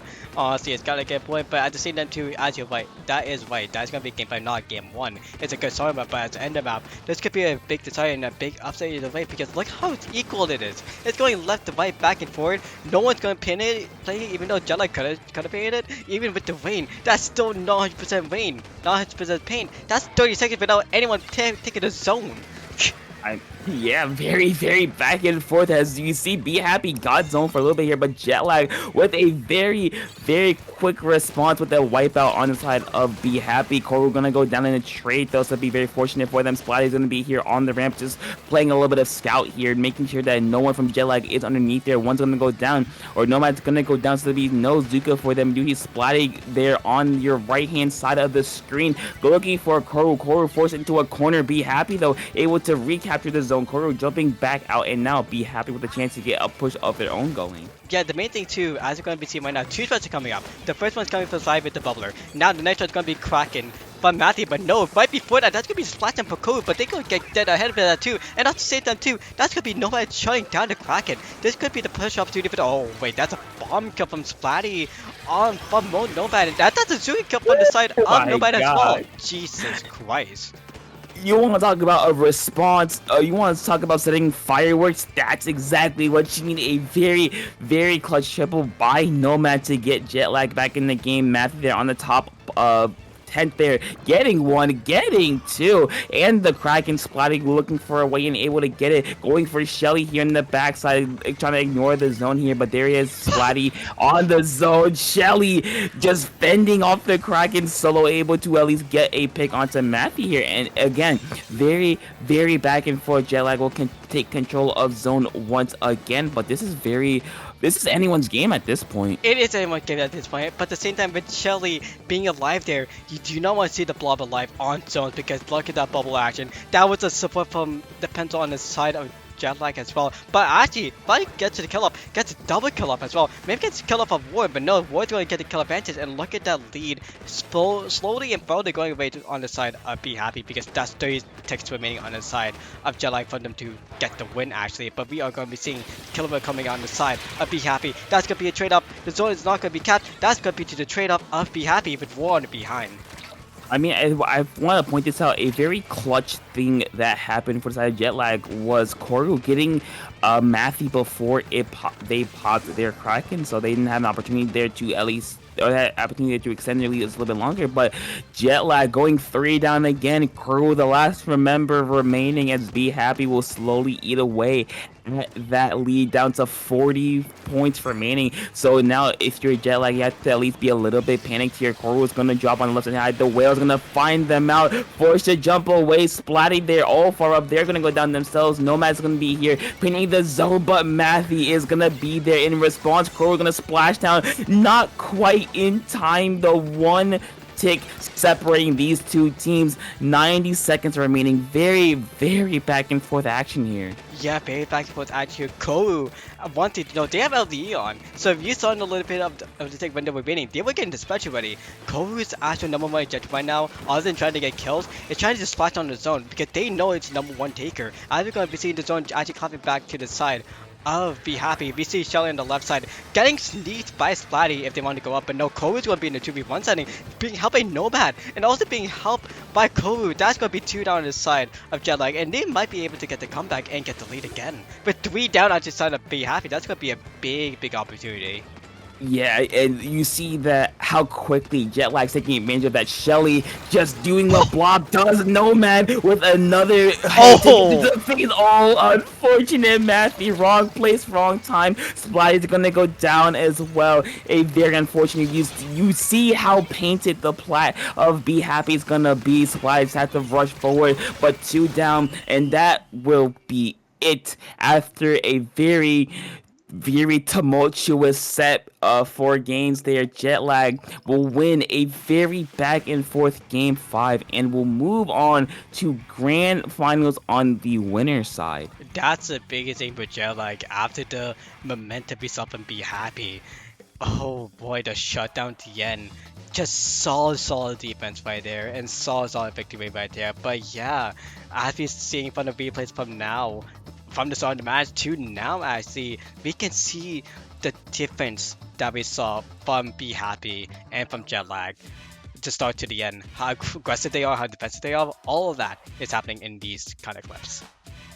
Yeah, I mean, it was very back. I don't know how many times you said it, but it was very back and forth. One team had control for a few seconds. Oh, not anymore. The other team has control, and thankfully, if you are Jetlag, you're going into winners, so you have a moment to catch your breath, kind of rethink. But now, if you're Be Happy, you gotta make a loser's run because you know you can match up with Jetlag. You know you can do it, but they're gonna have to fight their way through losers, unfortunately. Yeah, unfortunately, we fight their way to loser, but it's not gonna be that much of a wait because we have loser service actually ready right now. So we're gonna be swapping to that as soon as we're gonna be finished this flight because it's looking like somebody has to go to FTIU.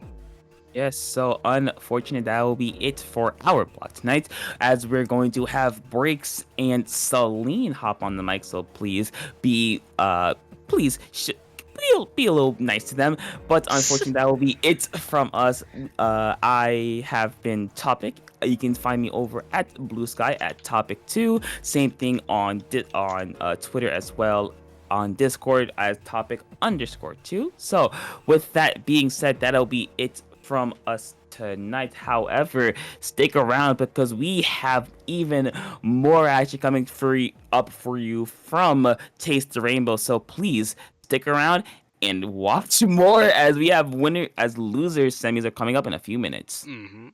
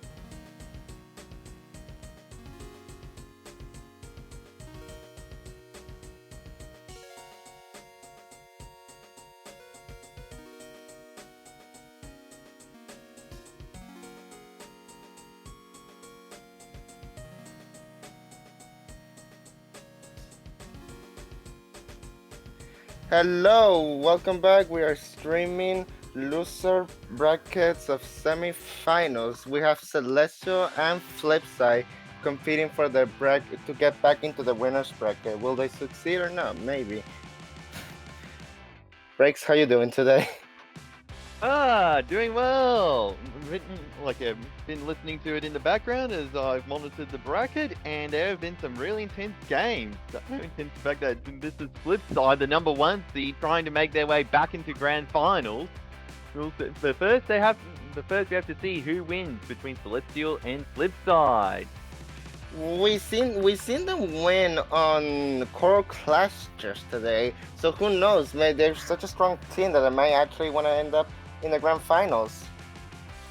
Yes, it'll be exciting to see, and we are kicking things off with Robo Ramen. Rather good zones map thanks to that trench area and the little flank, so it will be fun to see. And as a reminder for viewers, we are still we're back to best of 3 while we clear out loser bracket semis. I can see one of them pull up the Dread Ringer on this map because it's such a well, it's not a decent map, but it's one of the good maps where you actually want to bring a slider weapon occasionally. Yeah. If not, you can just bring a roller here. Roller here is also really good from past experiences. Oh yeah, definitely. And if you're sitting in the trench, and like the Dreadringer, as you said, could be a good pick. You've got the Reef Slider, you've got that longer range sling in order to possibly hang out in trench or just stall some of the key chokes for the enemy to push up. It's quite a good weapon. Indeed. Okay, we're gonna start off with this map for once. I usually hate this map because of the rollers and reds, but it's whatever. Oh, they're bringing out both? Okay. Ooh, we have a vanilla heavy. Like heavy splatling, not heavy-headed, heavy. That's interesting. They have no cooler, so they're gonna have to rely on their quick respawn abilities for this game. Oh yes, indeed. Yes. They have a holy shit. Yeah, that. The scrum's already begun with Yeah, Flipside making an Vito. aggressive push in. Oh, Vito's gonna get a quad here, most likely. Nope. Okay, no, the 10 back down. Right. The 10 managed to flee back, and they've kept their Zuka, which is going to be valuable for breaking in, especially without that cooler. The One more Celestial has a slight disadvantage since they don't have like a cooler option. They're mostly diving. They just want to dive in and do stuff immediately. Yes, indeed, but it has worked. They've gotten in and they've got points sticking down on the board, and they've managed to get a delayed wipe or near wipe for Flipside, so that's going to slow down Flipside's push back in. Oh, the 10 gets picked by Charby there. Yes, and Flipside are already moving in very aggressively to reclaim their elbow area. There's the slider coming in, as you said, to pressure the tri-strike, and they've got the zone back again. Honestly, that 10 really saved himself from the Gal right there. Dude, Gal and what's it called, Carbon Roller is such a dangerous weapon. If you think about it, both of them can just dive in together, get a pick or two.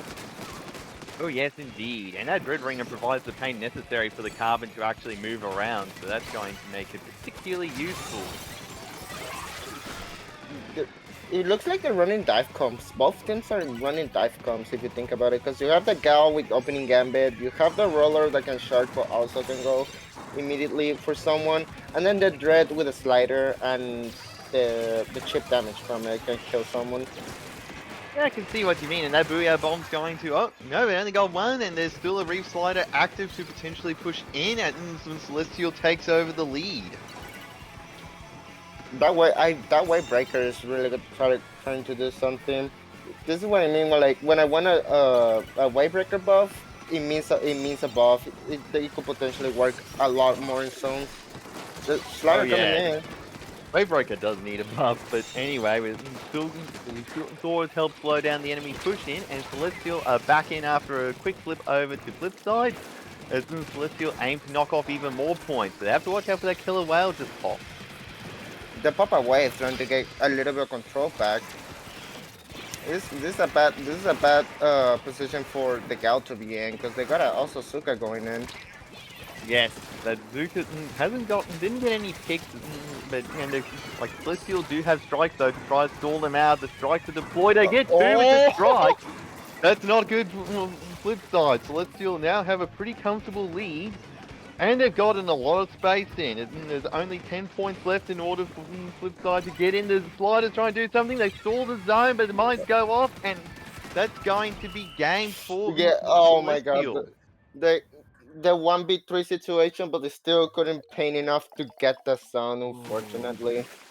Yes, it was so close. You could just see the zone start to flip as the timer ended, but yeah. Wow, this guy has Very all impressive job from Celestial.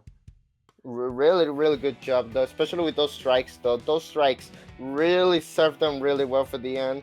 We're gonna be looking here at Oh, the yeah. we're looking at this replay here. Yeah, Oh, like, the carbon just goes Sam but dies, sadly. yeah, the Carmen just didn't got caught out there. And we can see that even though there was a bit of trading backwards and forwards, even though they did not have any cooler, Celestial still managed to get enough picks, particularly when it mattered, and that was what made it. That double kill with the strikes was really huge, though. This is when someone tells me don't clunk up with when someone strikes. This is what I mean when you don't need to clunk up. You see what happens there? A double kill. Very and much then case in point. it's just yes. that single double kill or triple kill from it can end your game really quickly and give you an instant lockout. Indeed. Another thing to know with Celestial, though, is that you could almost see them be able, like, you know, even as you said, they've got a more dive-style comp, they can also actually do a pretty good job walling your ad once they actually move up. They've got the 10, which is a big shield, which you have to try to melt through or put a wall in front of. You've got the Booyah Bomb, which can deploy a reasonably large explosion for a long period of time, and it's reasonably tanky. You've got the Strikes, which, not that tanky, but you can still put them out in order to lockdown choke, as we saw there at the end about when you clump up, you get caught out. So they could actually do a pretty good job walling out, but will it work on Museum Alfonsino Rainmaker? This is one of the maps where, when you think about it, you can just like slide off the Rainmaker down and prevent them from pushing even more. It happened to me multiple times, and the amount of times I actually got annoyed is insane. Because this map really triggers me at some point, or it just makes me like, why do I play this map? Interesting, because I actually, like, it's a bit annoying with how much glass there is, so you can't, and so you have some routes locked down, but I don't mind it. It's got a reasonable bit of flexibility, some good sharking angles, some good line of sight. We Yeah, can see the 10 going for that drop flank, but against two others, and they have to jump. That gal gets two picks. Yes, Gets those two picks are going to open up an early push for Flipside, and, just the a- Rainmaker checkpoint is clear. Ace has pushed back a bit too far in order to really There. do much with the Rainmaker. Oh wait, all of them are. Oh wait, they're pinched. Oh yeah, they got. Oh, pinched but that's by- 3 down. That only leaves a heavy edit who goes down themselves, and that's going to enable Celestial to start pushing in. That was such a nice pinch from Celestial right there. Yes. Especially if they got into heavy edit before they could deploy their cooler, so Flipside aren't coming back with specials. Yep, they also got a Suka ready for this insanely quickly though. Yes. Ooh, but the Rainmaker goes down, but Flipside lost 2 in that.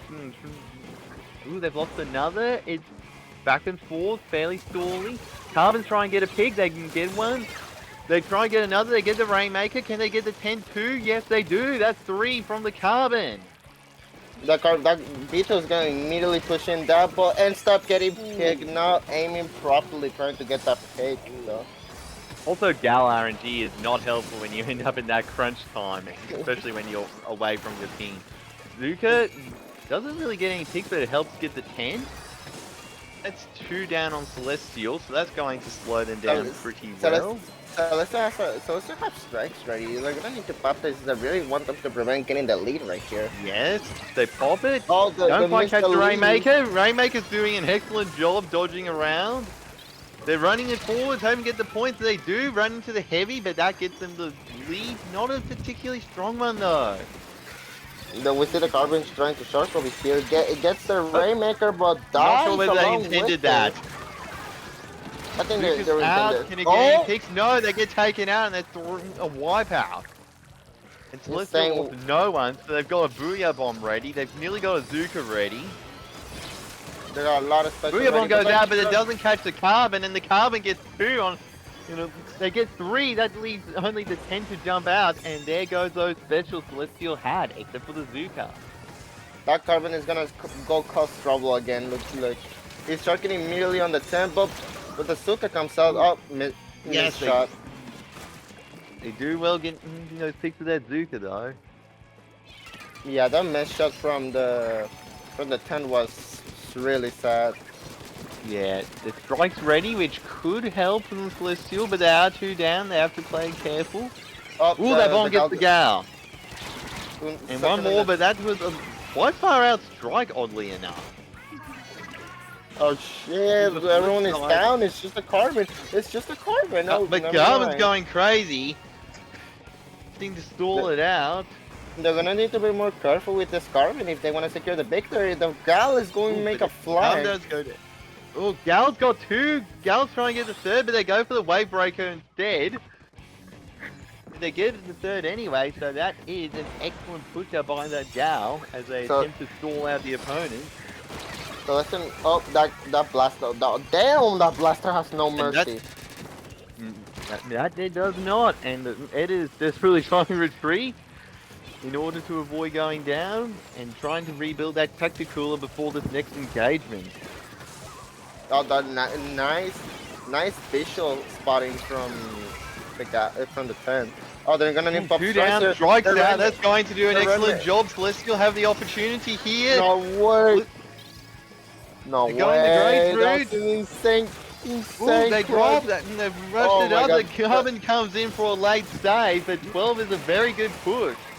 That is such a really good push. So they get the wipe up, but they need to do this quick. They only have 45 seconds in the clock right now, trying to make a quick push about this.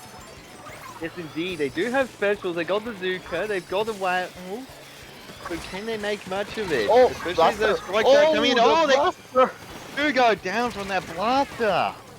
Oh my God, is Flipside gonna be out from this, or are they gonna make the comeback out of this? It's going to be hard. The blaster does go down, though. That's going to help. But there's strikes to watch out for, especially Celestial retreat the Rainmaker. They need to be Have careful to be here. careful. With that spot ticking down, it's going to go Oh, they down, dropped- which does They leave draw. inside the opportunity. Oh, wait, Nice hit. wait, are they gonna do this? Wait. Oh, the 10 goes a down, 10's that's so down. sad. The Heavy's blocking down that upper Oh! area, and ooh, Ooh, that hurts. yes. And that That means Celestial hurt. claimed this set 2-0. Flip side, it's sad, ladies and gentlemen. Yes, number 1 seed has gone down, and an excellent job from Celestial with getting that excellent pick, and with pushing in pretty well without any cooler. That was a crazy lead from Celestial right there. Yes, like we saw their blaster just pop off when needed, be able to shark around their middle spinner, and anyone hanging around their middle spinner was just target practice. Yep, especially the heavy going for like really good picks. So this insane lead from Celestial got them the win. The Booyah Bomb from the Suka, everything that they had in their inventory was Yeah. using in this push to claim the lead. Very much so. Yeah, we can see the Gal, like the Flipside definitely did well. We saw how well their Carbon did, we saw how well their Gal did when, Gal and RNG did not cause issues.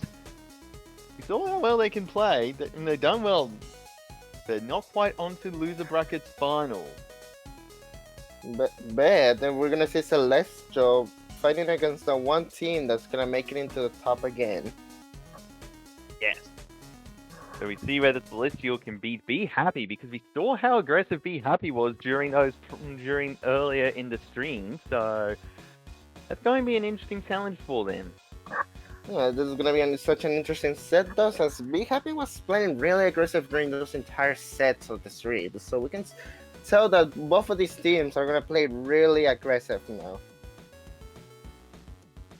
Yes, very much so. Like, we saw how aggressive the splashdown was, in particular from the end parries. Like, those end parries were highly mobile, so how they'll go against the tent and against that blaster will be interesting. And I mean, if you think about it, the duelists are like such a high mobile. Once they have like a good amount of pain, they're gonna have good mobility once that happens. Yes, indeed. Like, keeping up their paint's going to be important, as well as handling those counters. Because I remember back in the Splatoon 2 time, there was a brief period where the dualies and the blasters and the brellas would trading places. So it'll be interesting to see how exactly the dualies go here. Yeah, especially since they're depending on what duelist they decide to use, they're gonna go insane, either craft tank or they're gonna go triple splashdown, which is a good option, but it's more like a dive special, so you can just get a tray out of it. Yeah, we have usually seen the Splashdown version, I believe. I'm not sure whether they ran Crab earlier, but it will be interesting to see. It will be interesting to see Splashdown, because if they run Splashdown, they could either impact really well their comp or impact them negatively. Who knows? Yes. On the topic of like triple splashdown, triple splashdown should be at least like on a single shooter, at least, if you think about it, because this is the first Splatoon game where like the shooters don't really get any of the new specials outside of Kraken.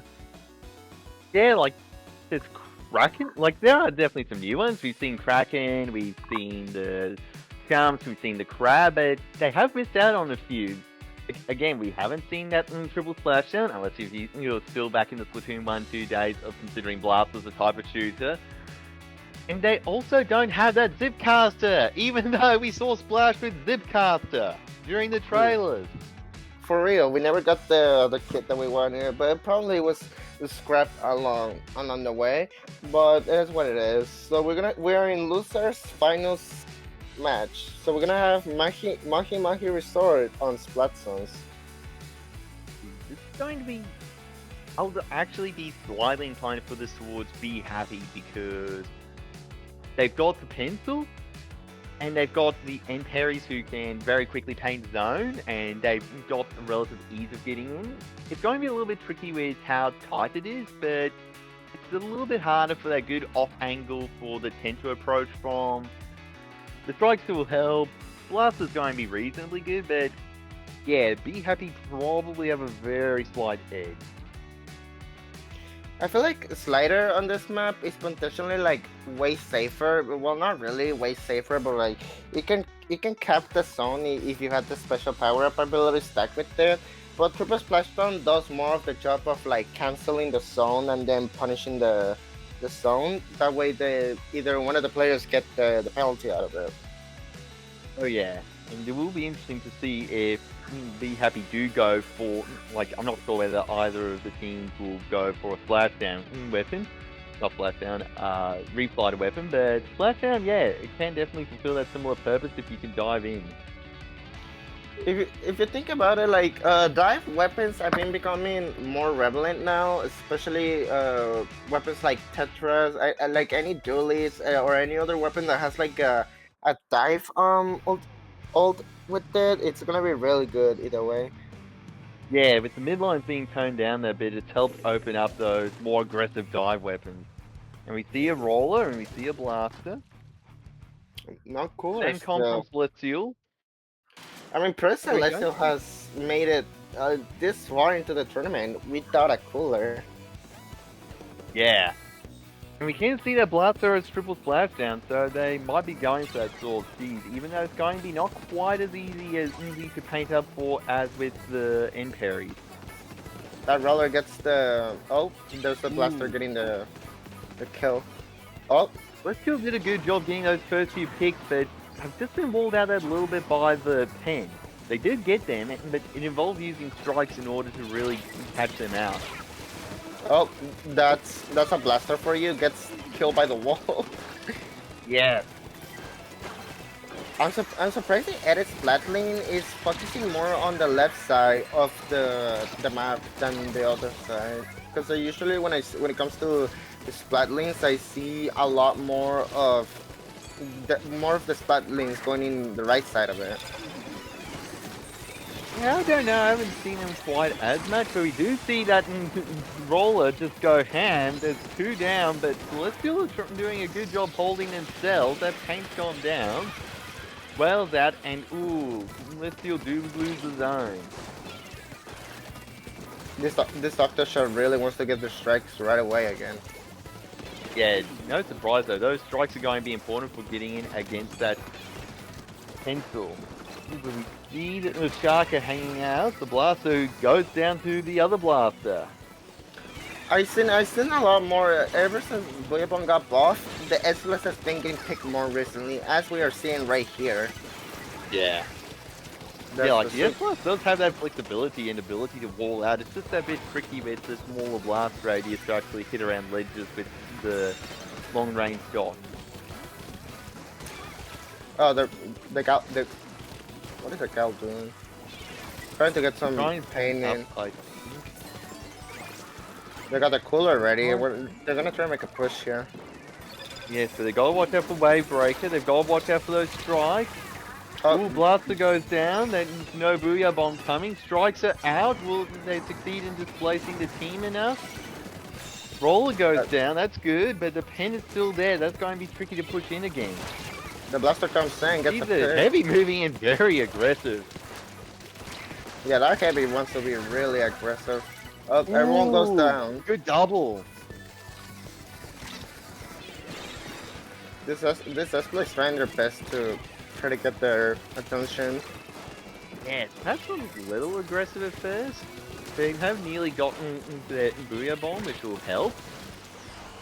And they also pop it immediately. Wave Breakers also out immediately. Strikes are out. All specials are being deployed. 2 Be Happy are down. 3 are down. It's just one on the Gal who's being pushed back. That's going to be an opportunity for Celestial to stop that push. The gal jumps out immediately as soon as they see the shot trying to get a pick. Their tent is down. The roller has Yes, a bubble that well. ready. Well, it doesn't get anyone. It's probably deployed a little bit too early to really succeed, and that Roller has just dived in and is claiming the space very effectively. But there's strikes to watch out for now. The gal, when wheeling with the gal, you're not really looking to kill someone. You're just looking for the displacement that you need. Yeah, Okay. kind of, but it was also popped when they were just starting to move in, so like that displacement's useful, but you do also need to make sure you can actually preferably get a pick or two off of that displacement instead of just They're gonna need to do able something to right here, adjust. right now. But yeah, But the- Celestial just barely stopping be happy from taking the lead. That was extremely close there. Mary is trying to get the. Oh, never mind. He got picked. Yes, like both teams are probably about even now, but Celestial do have the slight edge in terms of just that raw lead. As to be happy, only have 30 seconds to actually move in to be able to get the lead again. In fact, less than that, as Celestial out of the penalties, there's only 10 points remaining. They've pulled it. Oh, there's a Strikes are strike. out. That's strikes are out a little bit too late, and Be Happy remain in the game. There's the splash zone. They're capping the zone again. Very much. And we see 2 down on Celestial. The shot by himself and get caught out as well. The 10's nearly got Zuka and needs to survive. Be Happy have the opportunity to claim the win, but it's going to be tight still. Oh, the blaster is down. They're in overtime right now. They're gonna need to do something Oh, right but that now. Roller's coming out for a cheeky flank. They're 2 down, 3 down. What? Be Happy Wipe will out. claim the lead. The Be Happy takes round 1 for Mahi Sounds. Yeah. That was I'm an surprised- extremely tight game, which is always fun to see when we're this late on in the In the bracket. streams. I'm surprised their Octoshadrin got their strikes to at least push them out. Yeah, I think just again maybe just trying to stall, and there was a lot of focus on Celestial from stalling, and it could have worked. It nearly did. It was mostly that roller cheeky flank at the end, which resulted in Celestial really going down right at the end there. Otherwise, they did a good job. Yeah, they did. They did do a good job maintaining the zone, getting the lead again. But Be Happy ended up getting a full wipeout at the end and managing them to take the win for this match. Ooh, yeah. And very impressive of them. Like, the Gal did a good job walling out the opponents, and we saw that roller just be able to move in and get those picks. And, like, Celestial do great without the cooler, but it also means that they're slow to come back in. They can't do that final quick push again. They are stuck waiting to respawn as that timer keeps ticking. Yep. Our next match is on Clamblitz on Crab Lake. Now, this is a map that I either despise or I actually enjoy playing Clams on. Got that little bit of the old Splatoon 1 hammerhead to it, but it's that bit more open, which makes it tricky. It's definitely a fun one for Sladlings and Sniper Writers, and Clamblitz is probably one of the better modes just because you've got those multiple push options which allow you to actually get in. Like, you've got the side flank from the block, you've got the ramp, you've got the grates. It gives you a few different ways to get in and claim positions. So it works reasonably well. Yep, there's a lot of times where I like this map, especially because I'm a blaster, and there's times where a blaster can really work out for me. But for this case, yeah. Be Happy has their custom range blaster here. Yeah, they've swapped out for the custom range blaster, and it'll be interesting to see whether that Kraken can help them get in. No Kraken cheese, just good old Kraken displacement, as Celestial win that first engagement very cleanly. God damn, that's an immediate 20 seconds in, already got a huge score going in. Yes, but they don't have that much economy. Everyone's pushed in to try to claim, and no one's really brought in further claims, so we can see. Oh wait, they aren't going coolless anymore, they brought the ends out. Oh wait, we didn't even notice that. Yeah, so it wasn't an identical comp. Well, They've lost the strike. Roller gets the cheeky flank though. And that's So let's go go- down, and that's a dead push. yeah, that's a nice push. Jump out, nice. Then they jumped out on nice timing before their blaster killed them. Excellent timing with that jump indeed. Just 1 minute into the game, Celestial already has a 50-point lead with them. Oh, Celestial's going down bit by bit. Yes, they've done well, but again, haven't seen them play with the cooler much before, so it's interesting to see how quickly they can remain in and how quickly they can actually keep that cooler up. But we can see they're doing a decent job stalling out Be Happy here. Yeah, but especially since they got a cooler in the well now, making them help to push. Their heavy goes down, their blaster goes down. It's only the 10th and the sniper alive. Yes, and we can see the Sniper Rider getting into position to try to stall, but ooh, the Kraken does an excellent job getting the pick, retreats back, there's another ball coming in, still not quite enough for lead, but it's going to be a good start. The Zuka tries to get a pick, it gets one, there's two down, that's going to be a dead push, and I don't think they can get in the remaining two clans to take the lead. That's really unfortunate since Be Happy is going to start slowly going down bit by bit right now. Oh, Yes, never mind. they have. Never mind. So That it was Rutledge- really better for the team to just fall back, maintain that space, because they do need the paint for the blaster. So if they lost that map control because they try to rush it, they might have claimed the lead, but they would possibly lose it again a lot quicker. Oh, yeah, there goes the range blaster. Ooh, there's a lot of trading backwards and forwards, but we can see that there's not really been a clear change because Cooler means that he respawns really quickly. Yep, there's the 1 second respawn timer. Back in the old days, Splatoon 3, the cooler didn't have that feature with respawn punisher. Yes. Up. Ooh, The that pen- heavy didn't quite get punished. Oh, there But goes the Zuka Suka. certainly did a good job. Two down. The Suka just came out Kraken of goes nowhere. down, bit late.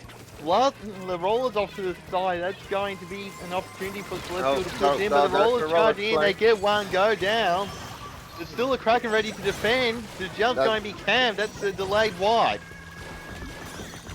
The tent is still alive. just backed out, I think. Yeah, not sure whether they respawned back in quickly or whether they just managed to jump out or something there. I Yeah. didn't manage to jump out. I'm not really 100% sure, but if they managed to jump out, good on them. Yeah, if they did jump out, then good job because that's helped keep them alive. But they don't have a Zuka to defend. There's 3 down. Be happy have another push opportunity. They haven't quite got the clams yet. Ooh, but they do. They've Never broken the mind. basket. One more clam. They've got 6. They'll be able to claim lead here. The Blaster gets an excellent pick and has Kraken to stall further. Yeah, this Kraken is really gonna put a lot of pressure in Celestial. Not sure where they were trying to position there. That was a bit odd. The roller did shark a good the job. roller's dead. Their roller really tried to shark their way in. Yeah, it was a good idea, but just got spotted, and the Duke, like, it would be happy, pretty happy now. They have got a very strong 20-point lead. And Celestial still have 25 points of penalties. Just a single power claim will not get them out of penalty. Booyah Bomb doesn't get any. Like, it helps get one jumping out. Cooler ready. They're all up, so Oh, there's the the opportunity for that Cooler to really help. Barriers down. Gal's pushing in, trying to do something, but the roller's got one. There's 2 down, 3 down, only 10 up. 10 jumps out, I think. They're going to need to get a power clam ASAP in order to be able to stay in the game. Oh, they're still in the game. They got the power card they need. Yeah. 32, it's better, but it's going to be tight. If there's something, no, that was a. They're gonna need to act quick right here because they don't have much time. They're gonna start slowing Got a down. pick, their Blaster's down, that's 2 down. Zuka out, it does get the sniper rider, that's going to be good, but the roller goes down, there's no real time to get over though.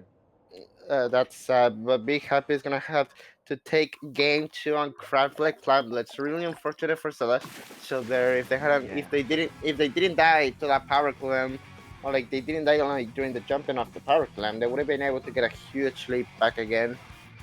Yeah, and Be Happy did a really good job as well.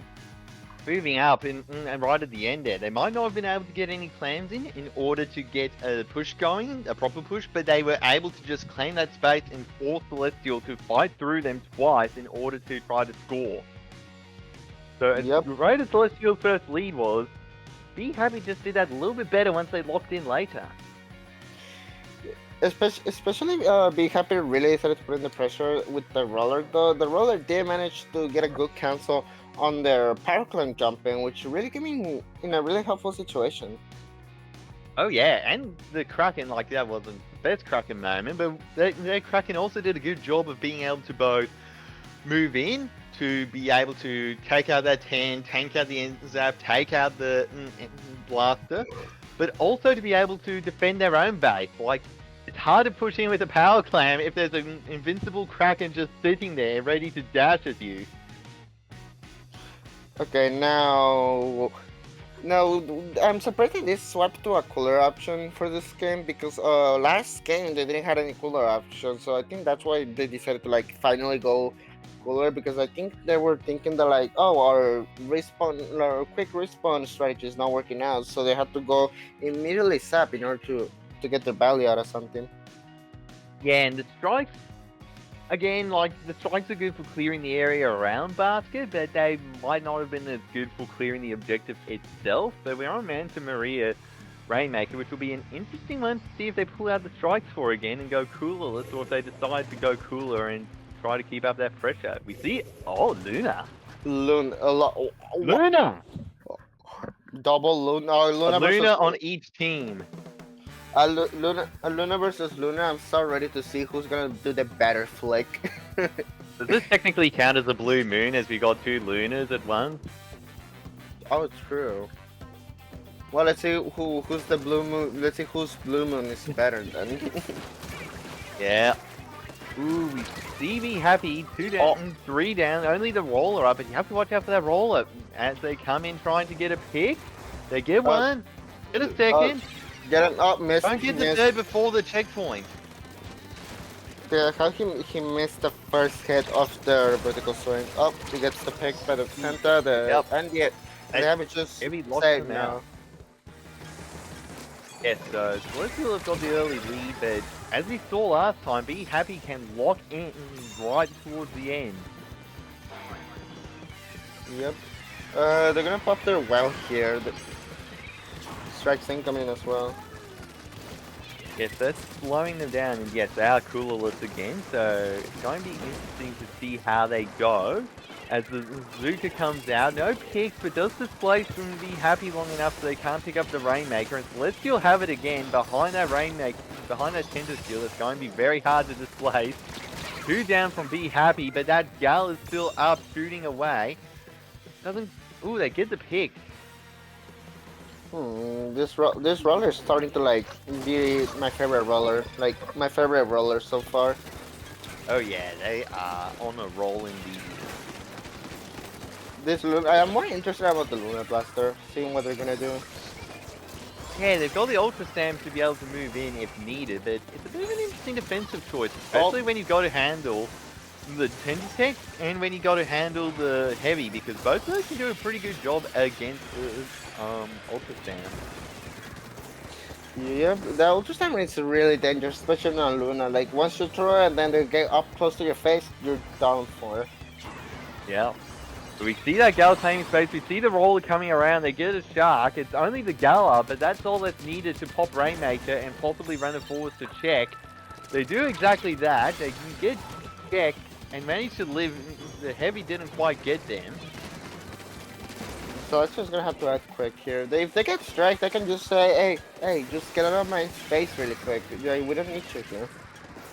Yeah, they nearly got the strikes and they nearly got Zuka as another thing. Ooh, Be Happy do a very quick run and manage to claim lead. The 10's coming down to try to wall them out of that choke, but we see the Fizzies out. The Ultra Stamp's there. They possibly rush it in.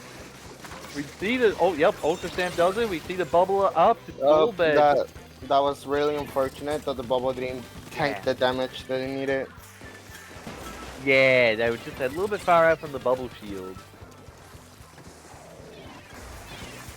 They're not good when Celestial have already lost the player. Try and push back in as this Luna Blaster comes around Sharks and gets the pick, even though they were surrounded. The Luna comes out trying to displace, but goes down. That's 2 down. Yeah. Just a Tender Tech try and stall. Yeah, this roller is really dangerous now. Are they gonna do? Oh, never mind.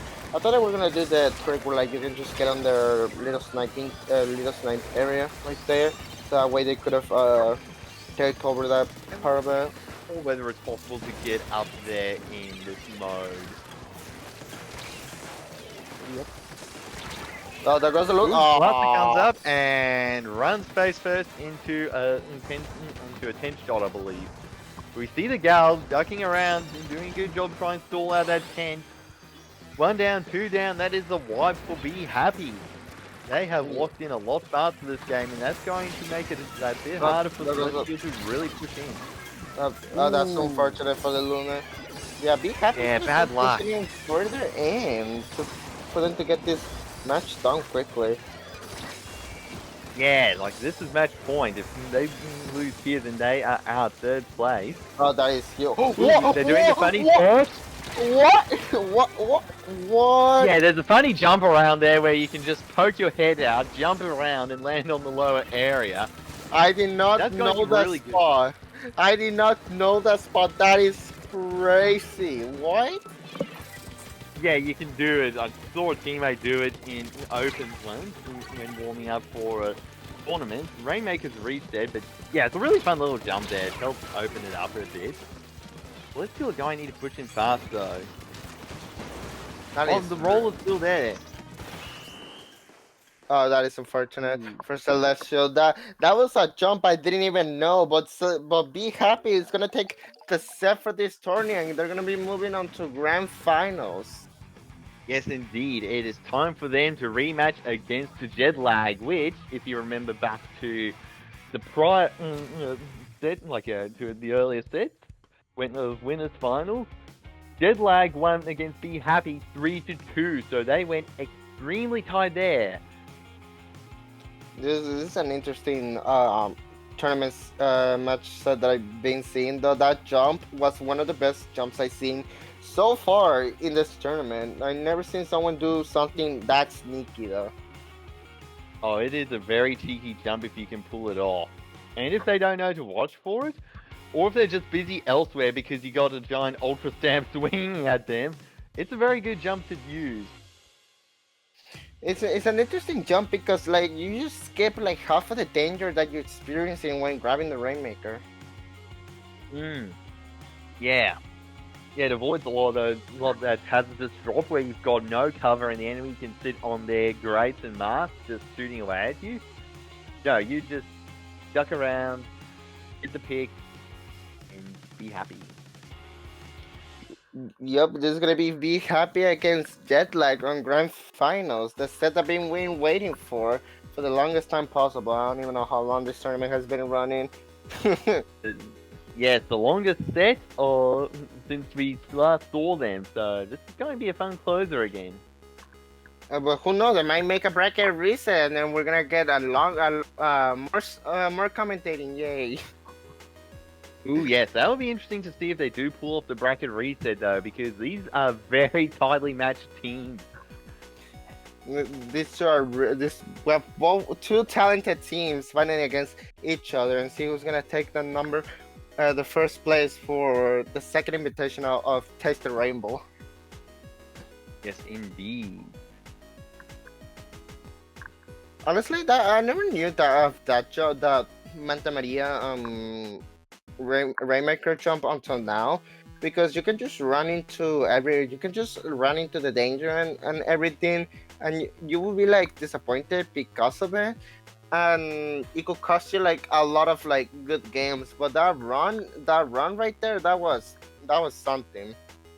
Yeah, it worked quite well on Rainmaker. You can pull off that jump in other modes too, and it gets you a bit of a flank, but you have to remember that you're also stuck in a trench with high ground on both sides, and that's going to make it a bit hard to really move out of if you are trying to use it as an aggressive position rather than that Rainmaker objective position. If you think about it, they could have just gone on the right side of the checkpoints, where like the little cliff is at, the little cut there. They could have gone there, get the check, and then do that jump immediately. Which it would have been like a huge lead from the start, and they would have like actually taken the game by now. Which jump was that, just to check? We should check that one day. Yeah, tough luck for Celestial, but good on them for still making third place as we are loading up for the next game. And I believe the first map mode we are on is Blood Zone Hagglefish. Yep. Hagglefish? Oh heck yeah, Hagglefish. I'm so sorry. I'm so ready to see some slider shenanigans here. I'm so ready to see shenanigans in this map.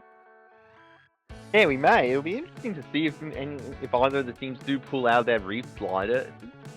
There's not quite as much cover to really get a splashdown going, so we might not see that as much, but it'll be interesting. Slider go boom. Yeah. I find this map a bit of an interesting one, as that glass is just a perfect spot for its Knight Riders to set up.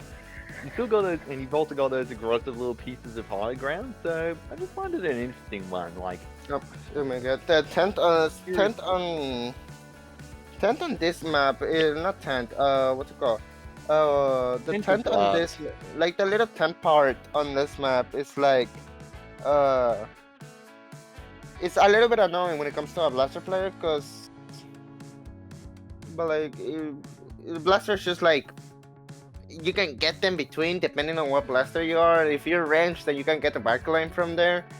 But if you're like a Luna Blaster or like another short range blaster, you're not gonna cut to be able to get the pick from either the pan or edit. That's whoever's standing there.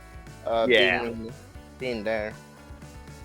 yeah, you really do need to have something with half decent range like a Dread Ringer or a Range Blaster or good bomb usage if you want to pressure that tent. I feel like The tent here is just like such a good place, but like you if you think about it, you can get easily pushed away from it. And when you're pushing deeper into their someone's base, if you just let your backline take over the tent, it's gonna be such a huge deal because they're gonna have a lot of sight, like visual sight of Oh, yeah. the entire entirety of the map. Uh, Yeah, very much so. Like, some teams I know will actually jump, like, have that anchor sitting back and then jump them forwards onto that tent just because it is such a good spot to survey the enemy platform. True. Rainmaker Scorched though. This is a map where like you either go through the little bridge on the left or you actually go through the path that that's meant to be, because I've seen people like people and players talk about this a lot, whether you want to which side you want to prioritize. I just say just prioritize your right side check because it's more open, it's less dangerous, you can actually move around freely and I mean, kind of. Depends really. Like, if the enemy teams push over that way and you can get a quick jump through, then yeah, you get a lot further through with it. okay. You still They have- serve reasonably well on the other side, and we are launching in for this Oh, my- game, and we can see the pen painting up and the blob as we saw in the previous set, ready to paint the zone. And I believe we actually saw this game, like this map mode, in the prior set for Jetlag vs Be Happy, and that blob did an excellent job stalling the zone. We can see that the blob is gonna get like what 3,000 painting from the looks of it. Because if you think about it, blob Yeah. is just such an annoying weapon that can paint really well and really that was Zuka such comes an out, gets the pen. We can see a bubbler popped up, and it ooh, you ran right into the bubbler. That is not fun. No. true. Also, blob. I've never seen blob like being picked up other than Jetlag picking it up though. Because if you think about it, it's such an interesting weapon to pick up even on tournaments like this. Yeah, like from what I've heard, it really likes to play forwards, but it doesn't have the survivability to actually go forwards in this game. So it's a lot harder, but we see Jetlag go down rather quickly, so they don't quite get the lead like they nearly did, but not quite. And we see the splash down there, ready to do a shark if needed. Go, Suka. Well, that was Splash such a down from the random. blaster. That was such a random splash that I didn't even saw get value out of it. Maybe a panic one just to try to defend. So, Be Happy have gotten that little bit more turf control, but Jetlag are attempting to push in. It's getting the flank, but that roller just catches them out. Oh, Knife Rider as well. This roller, they got the cooler out trying to make a push. That roller is just gonna go immediately go in. There's going to be a splashdown soon, and it stops. There's no splashdown. Oh, pencil don't get picked. Pencil? No. Okay. Yeah. It is. 10 versus 10, and Unpen has to retreat in that case, and we see the storm out. There's going to be an attempt for Jelly on the blob to try to push in and actually get some paint on the zone, presuming that he can actually get in. Oh, there goes the splashdown Risky activation. jump that's going Oh, to be camped, and splashdown occurs, and never Blaster mind. Mage, you just sit outside. Weird radius of the splashdowns in this game. That is such a sad splashdown. I've never seen something more sadder than that. Yeah, that's a shame. Ooh, splashdown gets good value from there, and Be Happy very definitively win this game. Yep. Very different from the last time these teams fought on this map, like this map mode, because last time the blob just controlled. But this time, Be Happy, they're warmed up from the last set. They are locked in. Their roller is just moving in that a little bit faster, a little bit quicker. Their blaster's doing a good job of sharking occasionally. It seems like they're doing pretty well. Yep. The shot really did a good time. There was a lot of good timings, but like as well, like the shots from Jetlag had like a couple of bad timings where they wanted to push in, and then the splash zone just came in and decided Yeah. to ruin the. Yeah, like sometimes you do have to just go, it's not a good time, but we're going to lose anyway, so it's a dice roll rather than a known loss. So we'll see how they go on Scorch Gorge Rainmaker, because they didn't fight Scorch Gorge Rainmaker last time. They fought on Clan Blitz in Scorch Gorge. No, no. Let's see what they're gonna prioritize. Left side or right side? I'm most likely Probably right. That's Like, what I as you guess. said, the right gives you more paint, but the left's just that useful breakaway route if you need to get a quick dunk, move forward. Still got high ground, you still got into a decent area. Big Happy is gonna have a. That's a Kraken decent- blob. Yeah, that's a Kraken blob. Yup, yeah, I'm ready to see insane. And we also see a ranged blaster. The range. I'm sorry, but the range is gonna get outplayed by the blob. I'm sorry. And we'll see, like, both have Kraken, and it'll be interesting to see which is the better Krakener. Ooh, but unfortunately we don't see the Kraken just yet for Jet Lag, because they go down. They respawn back in. They've gotten their first check, so good start. And we see Be Happy have a lot of resources ready. They got the cooler ready. They got a bubble ready. They got the Kraken ready. They can use all these resources to take right away to the right stack and get the checkpoint done right away. Pretty much. Yeah, very much that- so. So now it's the painting game, but Yep. that's not very good. That was That's a not total good. skirmish. First Kraken, and it ends up just being they pass each other. The Kraken is so scary when it comes to like blob, because you know you're gonna get screwed up easily with the blob if you're not careful. Yeah. Ooh, nice Knight Rider shot. That was such a bad luck for the range blaster. Yeah. That was almost bad luck for the Rainmaker as well. It seems like they followed their teammate who got tagged by the whale and nearly went down to the whale. Roller gets caught out in an awkward position though. That's such a really interesting take right there. Both of them are down. Their pen is down. They're really taking all over this place right now. There's 2-on-2 right now. Yeah, like they're trading backwards and forwards. We see a little bit of space, but not as much. And Roller tries to get a pick, and out there the only one up. Ooh, but they've got them 2 down. That's good. What? Roller charging Not in, Roller. but don't quite get the pick. But there's not much time left on the Rainmaker. They've got to run it forwards and just get as many points as they can, which is 43. But that range couldn't do anything about it. I feel bad for the range. That range couldn't even kill the Rainmaker. Yeah, that's just rough. Like, oh my gosh, they've picked it up again and gone to 33. Yeah, they're gonna. Oh, what if one of them was sharking right now? It would have been funny if one of them was sharking right now. Oh gosh, that would have just... It would have been game over for Be Happy then in all likelihood, but... Yeah, Jet Lag have just dominated here. Once they managed to claim that choke, that elbow, they just went, yeah, we're moving forwards. We see the dualies moving around, but they do get picked off. Be Happy is such an accurate position right now because of Jet Lag having like such a huge lead. But then they get cancelled by the pencil. Yeah, it really will depend on how Be Happy goes, because we do know they can pull off some come behind wins, as we've seen before. But it's going to be tricky here. Oh, that's such an Kraken out. Oh, Kraken battle, no man. I think the Kraken just went, yeah, neither of us are good. The Greats are a good idea when you are up against the Kraken, admittedly. Oh, the blob jumped out. No, Shock. Be Happy. Will they keep running the Greats? Yes, they do. No, they don't. Yes, they do. And I think they're just going to go down here because Julies are on them. They got the Suka already trying to push this.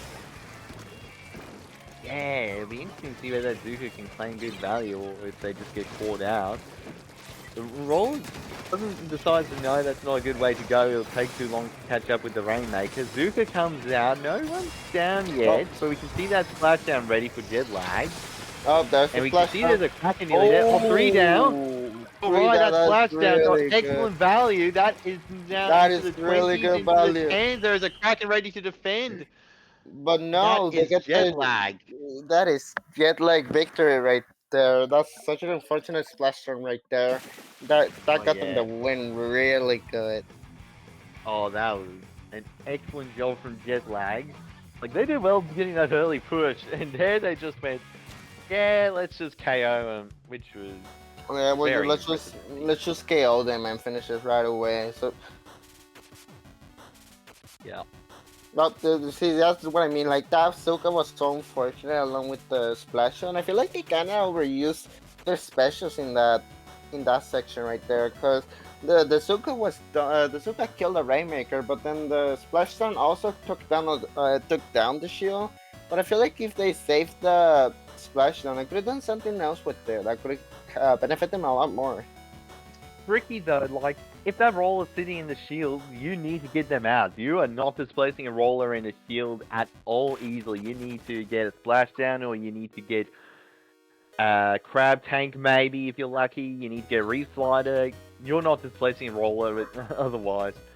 Yeah, you are. I can't see why they'll do that. And Zuka, like the nerfs to Zuka, essentially via Bubbler being so tanky against Zuka, means that you can't even use the Zuka well against the Bubbler.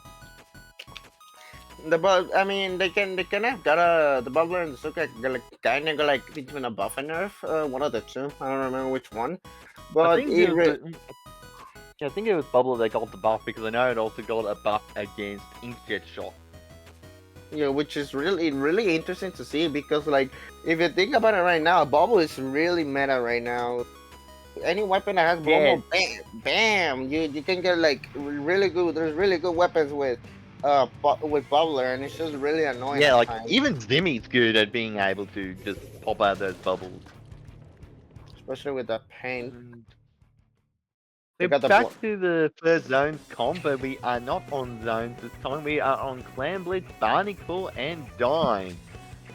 One that No. might be described as the Tetris piece with extra stuff in the corners now, thanks to some buffs. I'm really interested to see what Big Hyper is gonna do over here, because they have really good leches for the blaster. Apparently they get a roller flick first off, and now there's a Zuka from Jetlag trying to get a pick. That's Never mind. the pen, and yup, roller back again. Roller just went ham, but it's gone down now. It's just Blob and the pencil though. The Blob has really has a good job of like not only chipping them out, but also like scaring them off, because you know Blob is such a dangerous weapon that you don't want to fight off. Yeah, like a blob that can just tuck its blobs into a tight area and it works really well. But otherwise, blob's kind of a bit vulnerable because of how slow those shots are. That guy is really playing aggressively today. Yeah, you really want to lock them out though. Especially when you know how good Jetlag can get when they get moving. Just what put the cooler where the team will be respawning in. So most of the teams don't actually seem to get the cooler there. Well, Jetlag ends up getting the pick on the gal, giving them like enough resources to be able to push him further in. Yeah, Be Happy didn't really get much of a push though. I wonder whether both teams thought, just with that cooler position as well, that Happy will get a push, they'll get some decent points, Jetlag respawns, gets the cooler, pushes them out, but didn't really play out that way. Instead, like just kind of got those picks and were able to push Be Happy out. They pushed back again. Oh, that double from the Zuka. That double Suka really came in. That really. See, this is what I mean, breaks. Right, the roller gets punished as well. That's doing an excellent job. Blaster gets the pen though. But yes, that is some excellent plays from Deadlag to break out of their elbow to be able to start claiming mid. They're gonna get another Suka and do the same thing all over again.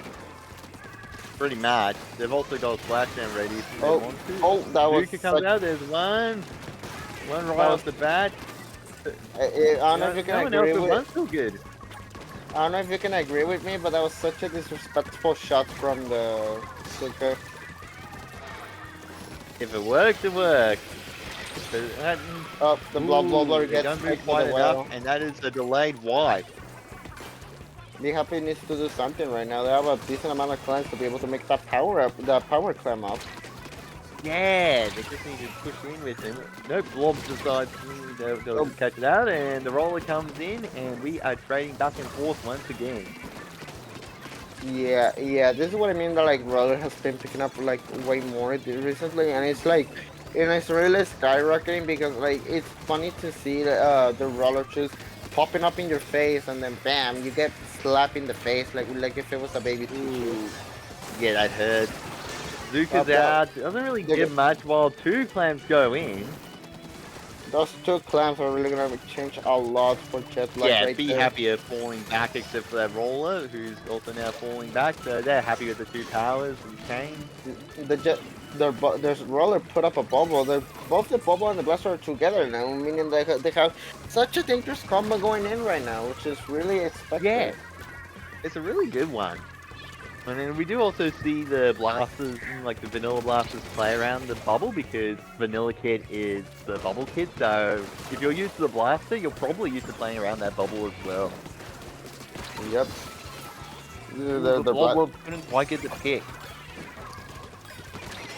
The gal gets picked. Oh, but there's a dive through. through again. Be Happy, just not happy with. Why was there a sudden warp there? That was weird. But anyway, No, Be that Happy was is so just weird. not wanting to give up any space. The poor duelist gets picked by like two players fighting against her. Yeah. That was pretty What do you?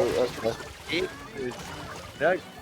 There was a power there, and then Zuka knocked out the holder, and Blast knocked out that holder, and they just need a couple more power, like a couple more clans if they get in, but they're two down. There's Only like clans, four clans.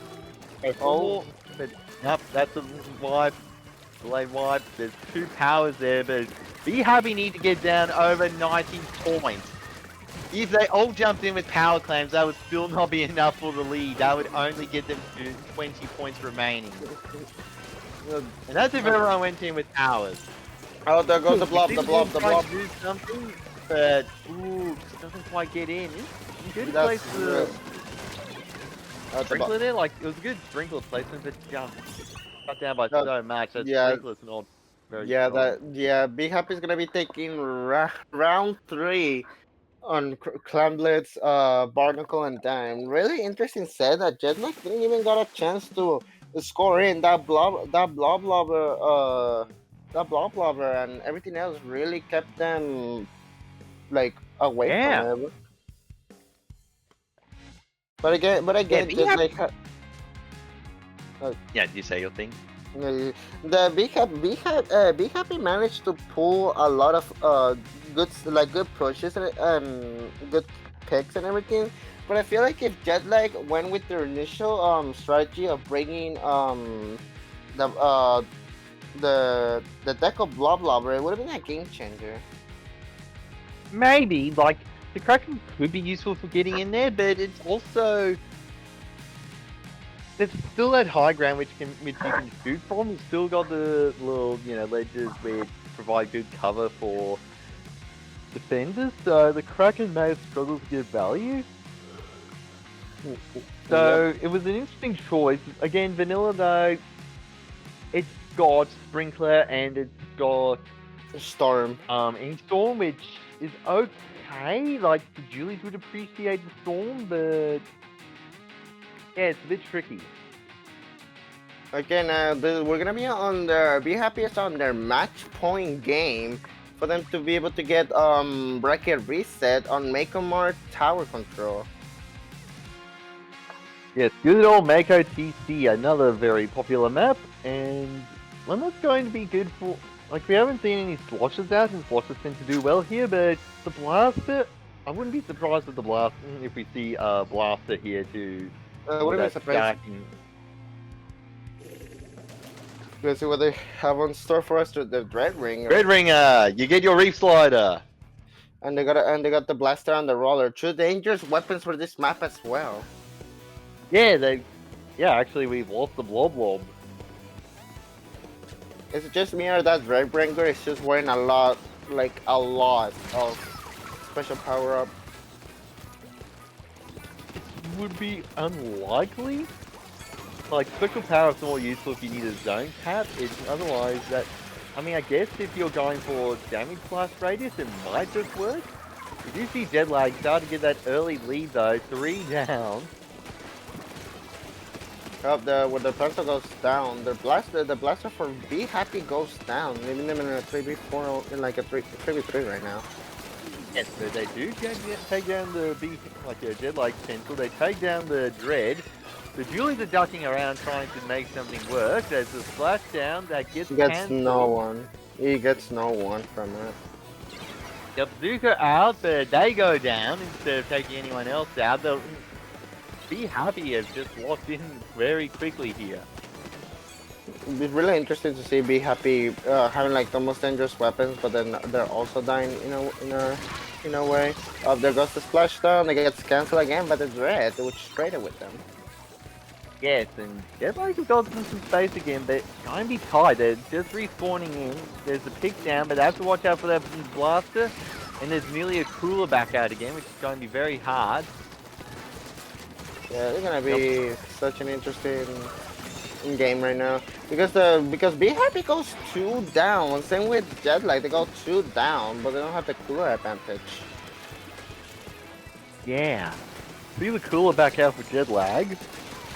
Roller sharking again, and they don't punish it quick enough, so the Dread's down. Be Happy is 3 down. Jetlag ended up getting a huge massive ground. Yeah, they got a good advantage there. Now can they take advantage of it? Because you have to watch out for the Roller that just decided to pop out and get a pick, and is flanking again. They're doing a good job just holding those stacks. It's going to be very hard to displace. The Gal goes down though. Roller just comes back in though with a pick. Be Happy are not giving up at all. Yeah, Be Happy don't want Jetlag to really get this checkpoint out of the way. Yeah, so it's a very tight game where they keep flipping backwards and forwards, and it'll be interesting to see whether Be Happy can keep up the pressure. As we see that very good Zuka shock 180. Ooh, the bomb gets another. There's a jump to come in that you need to watch out for. That's the roller that they go. No, they go down to the blaster, but that roller just. That was a really jump from the roller. Yeah, that roller is gonna get another player down. They got the pen down. That means they don't have their backline. Oh, the duelist gets straight with the does get one, but that is a wipe for Be Happy. They can just push in now, and unless that pen can get something, Be Happy win it, and we are going to bracket reset.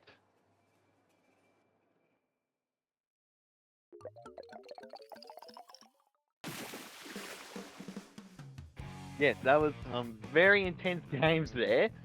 And we just, they traded backwards and forwards, but I think it was that final push where the roller popped in, got the picks, and also that bubble on tower just allowed them to get through that key elbow. Elbow can be a hard one to get through. Once you get through elbow, it's usually pretty easy going. You're moving not that close to the enemy team spawn. But getting through that elbow area initially can be hard, but as we saw, the splashdown cleared space, they got the pick, the bubbler held them get through second deck. Those were a lot of very good tools that they pulled out at the right time in order to claim that game 4. Yep, especially Roller really decided to not give them mercy at all. But we're in the grand finals with the bracket reset from Be Happy. We're gonna be seeing really tight games from now on to see who can be the claim winner of Taste of Rainbow.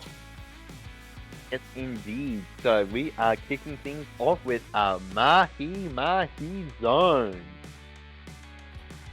We've seen Mahi Zones with Jetlag. We've seen Mahi Zones with Be Happy. We need to. Both of these teams are gonna clash together in this such a small arena onto the very big arena. That's gonna obviously crush them together. Yeah, it's a very tight map, and we did see how well Be Happy performed against Celestial in there, which was interesting to see, but it will be also interesting to see just how they go against jet lag and needing to deal with that blob for paint, to deal with the splashdown which can just paint the zone. They've got their own splashdown from the Blaster, but Blaster can get in and possibly shard, but the Julies are so mobile that once the map opens up, they've got a bit of room to work with. It's exactly once Be Happy gets a lot of room to work with, it's becoming a dangerous team to go up against once you give them the enough room that they need to fight in. Yes, and we see a heavy edit. That is a very curious choice. Out Yes. from They Jet Lag. they replaced their pencil instead of the coronet, which is interesting because like you don't really want to be like like being on the sniper a lot, since you're gonna be having like that blobber, for example, causing paint chaos around everyone. True. And we can see that it's backwards and forwards, but Jet Lag are moving very aggressively up. They've got a few picks, but they are also going down. The Blaster's trying to do something, but Jelly's moved up with the Blob, but the Roller's trying to move in and stall out there. That's an early lead for Jet Lag as they get established with that Blob locking down the right alley. Up the splash. Ooh, that splashdown gets 3. That is an excellent pick. That is And will such open a- up the map now. And that That also is- gives the Julie so much more room to move. That was a huge triple from the Julies. That triple splashdown really gave them a lot of benefits. Start taking advantage of it That was right now. huge. That was really And they huge. are into there's less than 30 points remaining now. That splashdown got cancelled, but painted the zone, stalled it, but it hasn't stopped it. And we see the Roller there trying to get some work done, but they couldn't get in against the heavy edit. The Gal popped up the wrong side.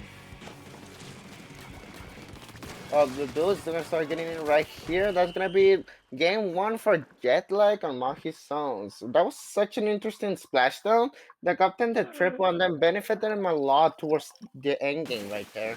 Yeah, and even though they got wipeouts essentially with that, even though they didn't stay on their plat for that long, the Julies just did such a good job stalling it out, slowing down the enemy push. They had to get through the Julies first, and then they had to get through the rest of the team. And that Heavy Edit also, Heavy Edit and Blob did a good job locking down those alleys. As we saw from the Gal, they put up the wall, but then they moved to the other side and walked right into a Blaster. Yeah, that was such a risky decision from the Gal, because once they threw the wall, they knew they could have done something with it, but decided to not work along with their wall, which ended up unfortunately in the feed in there. Yeah, that was I guess they possibly could have been trying to go for an alternate angle, avoiding stepping on teammates' feet, but Jet Lag just woke up and goes knockout. Yeah, and we got our second game on Academy Tower Control. Now this is where the Roller and the Blasters are really gonna come in like such a dangerous spread into such a dangerous place, because once they get into your bats, it's gonna be hard to get them out. Yeah, but it'll be interesting to see how well the Blob does. The Blob can launch a lot of shots, and with the Kraken one there, they can just sit on bats and be an invincible wall that you do not want to walk into. But curiously enough, we still got the Heavy Edit, no pencil. Yeah, but they got the Deco Blobber out for the handy tower cheesing. Yeah. They got the cooler right away. They got their well too. I feel Yeah, like they spent a long time painting that. I feel like Jet Lag is gonna ease up. He hit the wall. Oh, such an unfortunate wall hit. We have from a the wall. scrum there, and there's a retreat back 2-2. Ooh, there's an early push for Jet Lag, but not the most stable, especially with the Kraken having been pushed back or leaving. Pens out, try and lock it down. That's first checkpoint down. That's a good start. That's a good start from Jet Lag right there. They have their first checkpoint that was like giving them a pain. Ooh, weren't quite able to rush down the Blaster though. That Roller is somehow still alive. How are you? They How? Oh, never mind. flash down, and Roller goes down in the trade. Also, there's a No. Vanilla Blaster to note as well on Jet Lag, which we had not gotten to. So that gives them auto bomb, which is useful if you need to spot the roller, and it also gives them that bubbles in order to help stall out. It's okay, baby. The vanilla baby blaster is such a good weapon, but it's really slow at getting those bubbles out. Not like the roller, where the roller can just like keep on swinging and she'll get a bubbler like right away. Like, the roller's slow, it's definitely not a Zimmy, but it's definitely faster than a blaster. Yeah, definitely. The gal is gonna start pushing in with those whales though. The blob is just We see, as you said, that roller just sitting there, getting chaos on the bats, and that is a very clean second checkpoint break for Be Happy.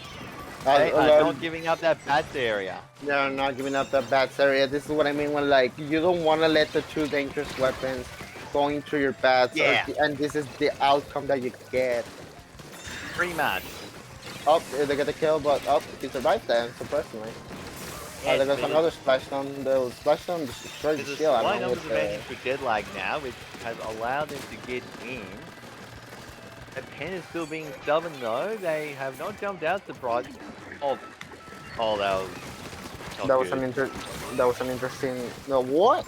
Oh, the roller came in the top from the right stack. That was such a surprise attack right there. Yeah, the roller did well getting that pick, and when combined with the cooler just being placed, I'm not sure they tried to get it on the tower or if they were trying to place it somewhere else, but cooler vanished. You know that sometimes you want to get that cooler deployed in front of tower and the tower blows it up? Ooh, good Kraken though. Yeah, that was a good Kraken, but the gal ended up wasting their well on them. But Jetlag has such a good advantage right now from that instant weapon that they got though. They need to push in really deep, like not deeply, but not overextend as well, in order to get those Yeah. extra that they need. The plan goes Yeah, down, they the do edit start goes to need down to push in too. though. Unfortunately, they've all gone down. Jesus Christ! Am I Yeah, seeing the the Julie's gal really wanting to sit in base, but will they be able to actually do much when the rest of the team It's are just there in their base? dead. We got Yeah, the we see them staying pushed in. But Two it's down, Splashdown- which is going for a good opening for Jet Lag. Yeah, Be Happy is gonna start backing out right now. They know how dangerous this duel is once they have Splashdown. Blaster goes down though, and there's a whale about to pop out, and yeah, but There's the also- blaster. Yep, there's the Kraken hanging out on tower though. The heavy edit is still respawning in. There's a possible wall. No, no bubbler. Be Happy is really trying to call them in. They only got 50 seconds on the clock beat from Jetlag. Yes, and that was an excellent splashdown, That's getting that's another watch. 2, and then the camp. Be Happy have got a very clear advantage here with a bubbler ready. They've gone special, like they've got specials pretty much ready to go. Jetlag don't only have much, has, like, yeah, Jetlag just has 30 seconds on the clock. Can they have the push that they need to get this win that they not need? too- that's going to be very hard unless if you get an insane splashdown, which they try, but don't quite get. They're having to skirmish off to the side but go down. I think that is going to be it for Be Happy, especially with that excellent splashdown. That is a wipeout. Be Happy. Yeah, Be Happy not going takes down without a fight. Be Happy takes game 2 for Academy Tower Control. Yeah, That was something which Be Happy seem to be really good at from the games which I've watched of them is their ability to hold space. Like, they can move forward, claim space, but they'll not give up that space easily. They're not quite the Ratchet type. They tend to rely more on burst, like from a splashdown. Not that one. That was a splashdown from Dead Lag, but their own splashdowns, when they get those crazy splashdowns or such, they will just hold the space and not let it go. True, especially that splashdown that the Be Happy got a triple kill out of it. Oh yeah. Those were really excellent splashdowns from Be Happy, especially in the end game there to prevent them from everyone just getting on the tower, killing everyone, and getting back together like that. Especially that splashdown where they used it on a single player, which was the rollers. Unfortunately, because they were saying this roller's living too much. We need to get rid of it Yeah. ASAP. And the member from and the player from Be Happy said not Be Happy. What's it called? Jetlag said no, get out. Pretty much. Yeah, like just timer real quick. We do not need this roller here. Jetlag will need to pull out something here because they are going on to Humpback Pumpback, a known roller slotter favorite map, and they got Blob, but not quite sure whether it's going to be as roller whether it's going to be the right type of slotter for this map. And that roller, we've seen how good they are on a map which is what they want. It's going to be hard. Their roller is really good. The blob can't really do anything unless they bring Kraken on this map. Because I really see the vanilla. I don't know. Kraken may be okay, but that ink storm to fill up the push from elbow to the actual goal could work really well. Yeah. Now we got this almost the same comp here, but instead we have the vanilla Deco. I thought they were gonna bring Kraken here because easy points if you charge with it. But then one of Jetlag gets 1 down, 2 down. Can they get the 3rd down? Yeah. They got the Blast is 3rd doing down. a good job, and they are in a good position, but that Pen is not willing to give it up that space, and they do get the dually. That's going to make it hard in order to get the check. They do succeed, but go down. That is going to be a pretty much dead push. Yeah, Jet up. No, never mind. They're gonna keep going. Not a dead They're gonna push keep- yet. No, but they can't. Oh, never mind. They didn't got the gal. That's Yeah, sad. when you're stuck in the trench with a killer whale bearing down, it's not going to go great. Oh, All is they're- trying to get into where they work best, and they do get the blaster and a good counter to them. The heavy edits down, the blobs down. That's just the dually to go down as well. That is the delayed wipe on Jetlag. They're now having to deal with the Happy Zone push, and they have very confidently pushed in with the bubble up, ready to hold that space. That pen has really good position right now to at least get some chip damage, but the splashdown comes in. Oh, gets that the was double an kill. excellent splashdown, getting 2 and the pop to get the rest. That was such an amazing splash, and I thought they were gonna get the triple, but a double kill works a lot more. Oh yeah, and there's a bubble nearly up, which will be excellent for holding that choke. They pop the We bubble. see and there, you- they are looking for the... Ooh, nice. Ooh. Pop. The 3 down, that is an excellent opportunity for Jetlag to move in. They're rolling running Oh, it forward, the splashdown's splashdown- out, it doesn't get anyone Oh. though, but it falls them out. They are down to single digit points remaining. But that's They got going to the be a dead wipeout. push. Why Be Happy Still gets good the though, that wipe, is though. not an easy push. Yeah, that is not an easy push. That splashdown really kept them off to be able to get those 9 points remaining there. Ooh, Julies are doing a good job skirmishing there, surviving away.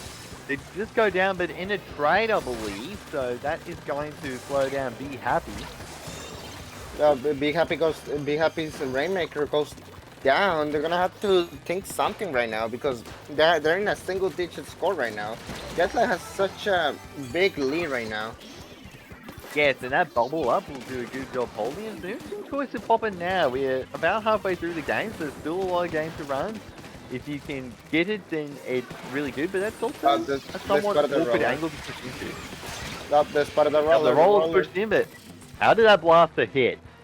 There's something called with the blaster that it's a specific timing, but there's something called wall bang, with the term being that like you can kill someone even if they're behind the wall, and basically the blaster ended up doing that. He ended up wall banging the roller through the bubble though, because there's a slight delay with the bubble when the bubble is actually fully Yeah. deployed though. Yeah, I have learned about that. Delay, the splashdown comes out, doesn't really get any. Oh, It's a splashdown? 3v3, but the splashdown's back out and gets to pick on the Rainmaker. It could possibly push in though, but that blob's going to make it very hard to. Nice. Gives I them the mean, never looked. opportunity. They need to drop it down though, like We've seen They- the roller do a good job sharking. Yeah, they drop it, they're running it Yeah. forwards, the roller comes in and gets the pick. The roller has another bubble ready, which they will definitely Yeah, but deploy. Not The right damage now, from the blaster, they need to be careful not to lose it. though. It pops it right now. See Opposite. that? There Yup, it is. just that little bit too late. Yup, there's the wallbang again. Oh, that was See- more just Bubbler too slow. See, and this is what I mean when it comes to like bubble. Oh, blaster fight. Who won? Okay. Yeah, the- blaster fight in that choke is a very interesting one. Yep, good old whale. And we see Jetlag are Well- down one. That's going to help Be Happy, but they have still got a lot of ground to run.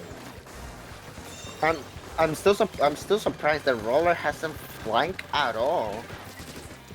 There's not really that many areas to flank from though. Like, unless if you are going that left pedestal, there's not really a good flank to do on this map as far as I know. And that left pedestal's a fair bit of a hike around. True, but that pedestal can really help Be Happy right now because they need to think of something right now. Since they only have 10 seconds on the clock, if that roller goes through that pedestal, it can be a huge advantage for them. They might be going through there though. I can't Oh, see wait, them on the map. wait, The wait, wall's there's out, the flank, blasters there's the out, flank. splashdown's There's- out. One the down flank. each side, two down for Jetlag. That's going to help get through. The blasters landing shots, and they claim the lead in a last-minute push. I mean, to be fair, I saw the bubble on the top left corner of the screen. The roller did a flank, which I told you they had to do. It makes sense why it works there, especially once you get around elbow. It's just a long one that, if the enemy team's watching it, you can punish it pretty easily. But if you do catch them unexpected, those last minutes, like that last few seconds, the enemy push, you can definitely actually get a good, that flank can definitely be a good sneaky one to pull out. Which the roller ended up pulling now. The Jetlag wasn't even paying attention at all at that pedestal, and that got them severely the game. Yeah, they just fell really fast there, and unfortunately the Bloblob's shot velocity was just a bit too slow to be able to properly wall off the Rainmaker. Perhaps they had led their shots a little bit more, they could have stopped it, but yeah, Be Happy have come in with with winning game 3. They are on match point as we enter Clan Blitz Museum de Alfonsino. This is also tournament points. This could be the final one. They could have come through losers bracket after going down in winners finals, and they could, if they win this one, they win the tournament. But if they lose it, game 5. Well, the game 5 will define either Jetlag or Be Happy as the champions of this entire tournament. Yes. So we're on Museum de Alfonsino, which will be an interesting map, especially for that roller. There's not quite in as many angles as on something like Humpback, but you've still got that cheeky block push. If the team are watching the ramp and the spinner, but don't watch the block, the roller could just come through and get them from behind. Yeah, the roller can just pop the bubble and everyone can jump in immediately. Yep. We see pretty limited changes on each side. In fact, I think they're actually exactly the same. Everyone's just ready up and launched. No more blob blobber from Jetlag's side. Oh, you're right. Yeah, they swapped out. I think Telly the Bloblobber is now on the heavy edit, so they've swapped around and someone else has taken the splatter shot. Oh, they got 3 down on Be Happy. They're gonna need to push in right now. Yes, there's a bit of back and Oh, forth. there's a roller. Suka going. There's a shot out. I think they got hit, but ooh, they do get one. Ooh, that pen gets in. Oh, that only comes 10. Yeah, that's cooler denied it. That's cooler tonight for Be Happy. Yes. Oh, watch Ooh, that roller and blaster do get 2 though, and that's going to be a nearly dead push for Jetlag unless they can get lucky. They got one in. Definitely something, but not going to do that much. Oh, yeah, poor shot. He had no chance against the shot. Yeah. Jet like So, it's oh my god, ooh, they're feeding. another- They're starting to feed. Oh, yeah, they're wait. beating hard, and that's that block, but the heavy Ed knew to watch it, so that's going to lock it out. They have to watch out for the jumps. Yup, roller sharking, Yep. and they do not handle it. That's so sad right there. They're gonna need to watch the gets Ooh, the nice Zuka in the backside, but oh Jetlag just going down, and that's going to leave an Oh, opportunity. that's another- Especially that good blaster shot. Be able That's to right- pull that's out the a threat right push if there. they can get the clams. They got 2 powers in, which is going to get them lead.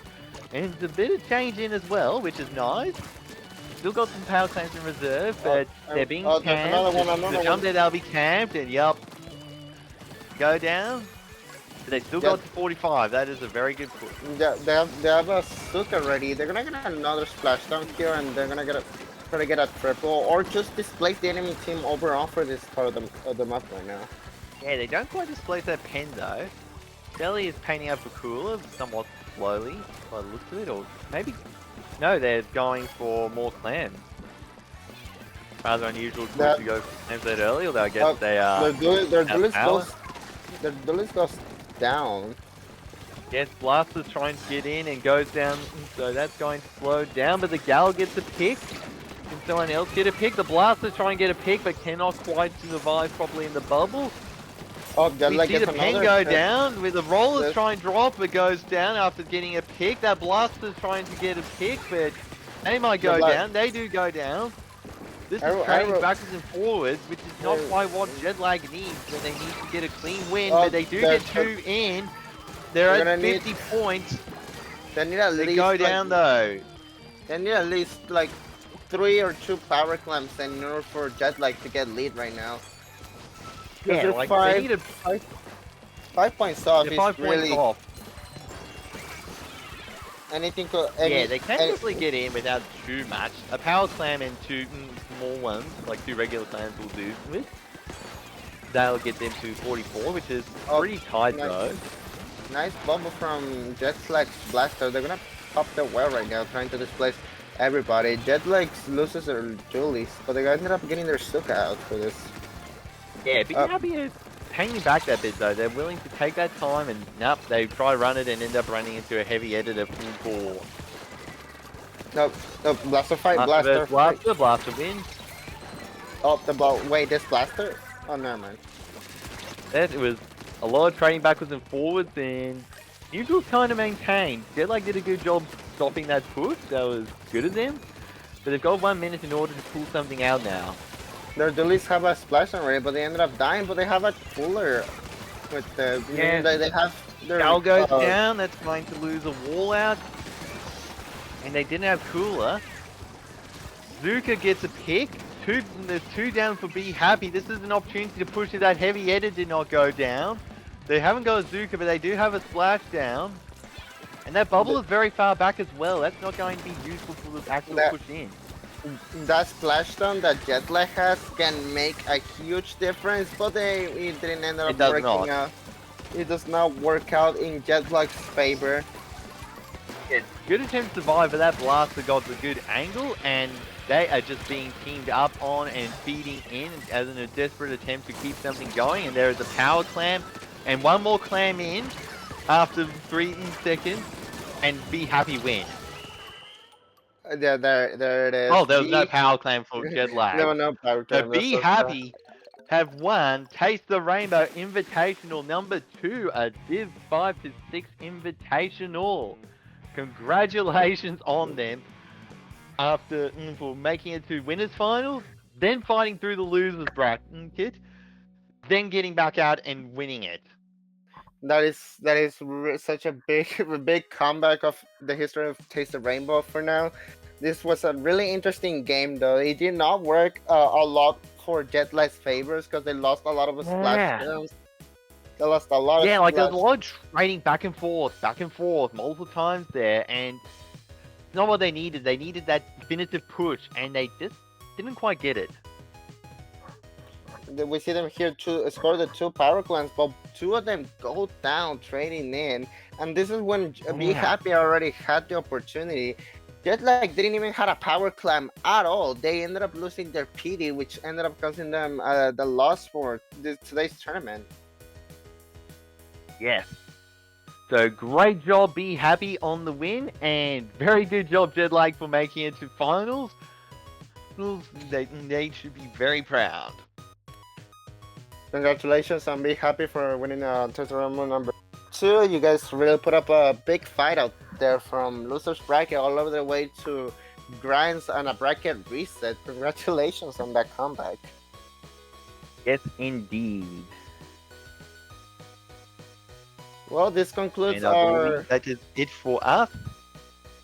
Yep, that concludes Taste of Rainbow Invitational number 2. Yes, indeed. Thank you again to Selene and for co-commentating with me. Thank you for Joyan, our, as always, excellent streamer, for capturing these very intense games.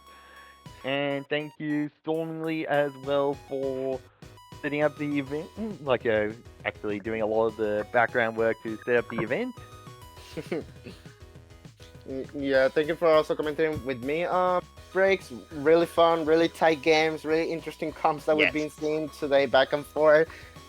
Excellent watch.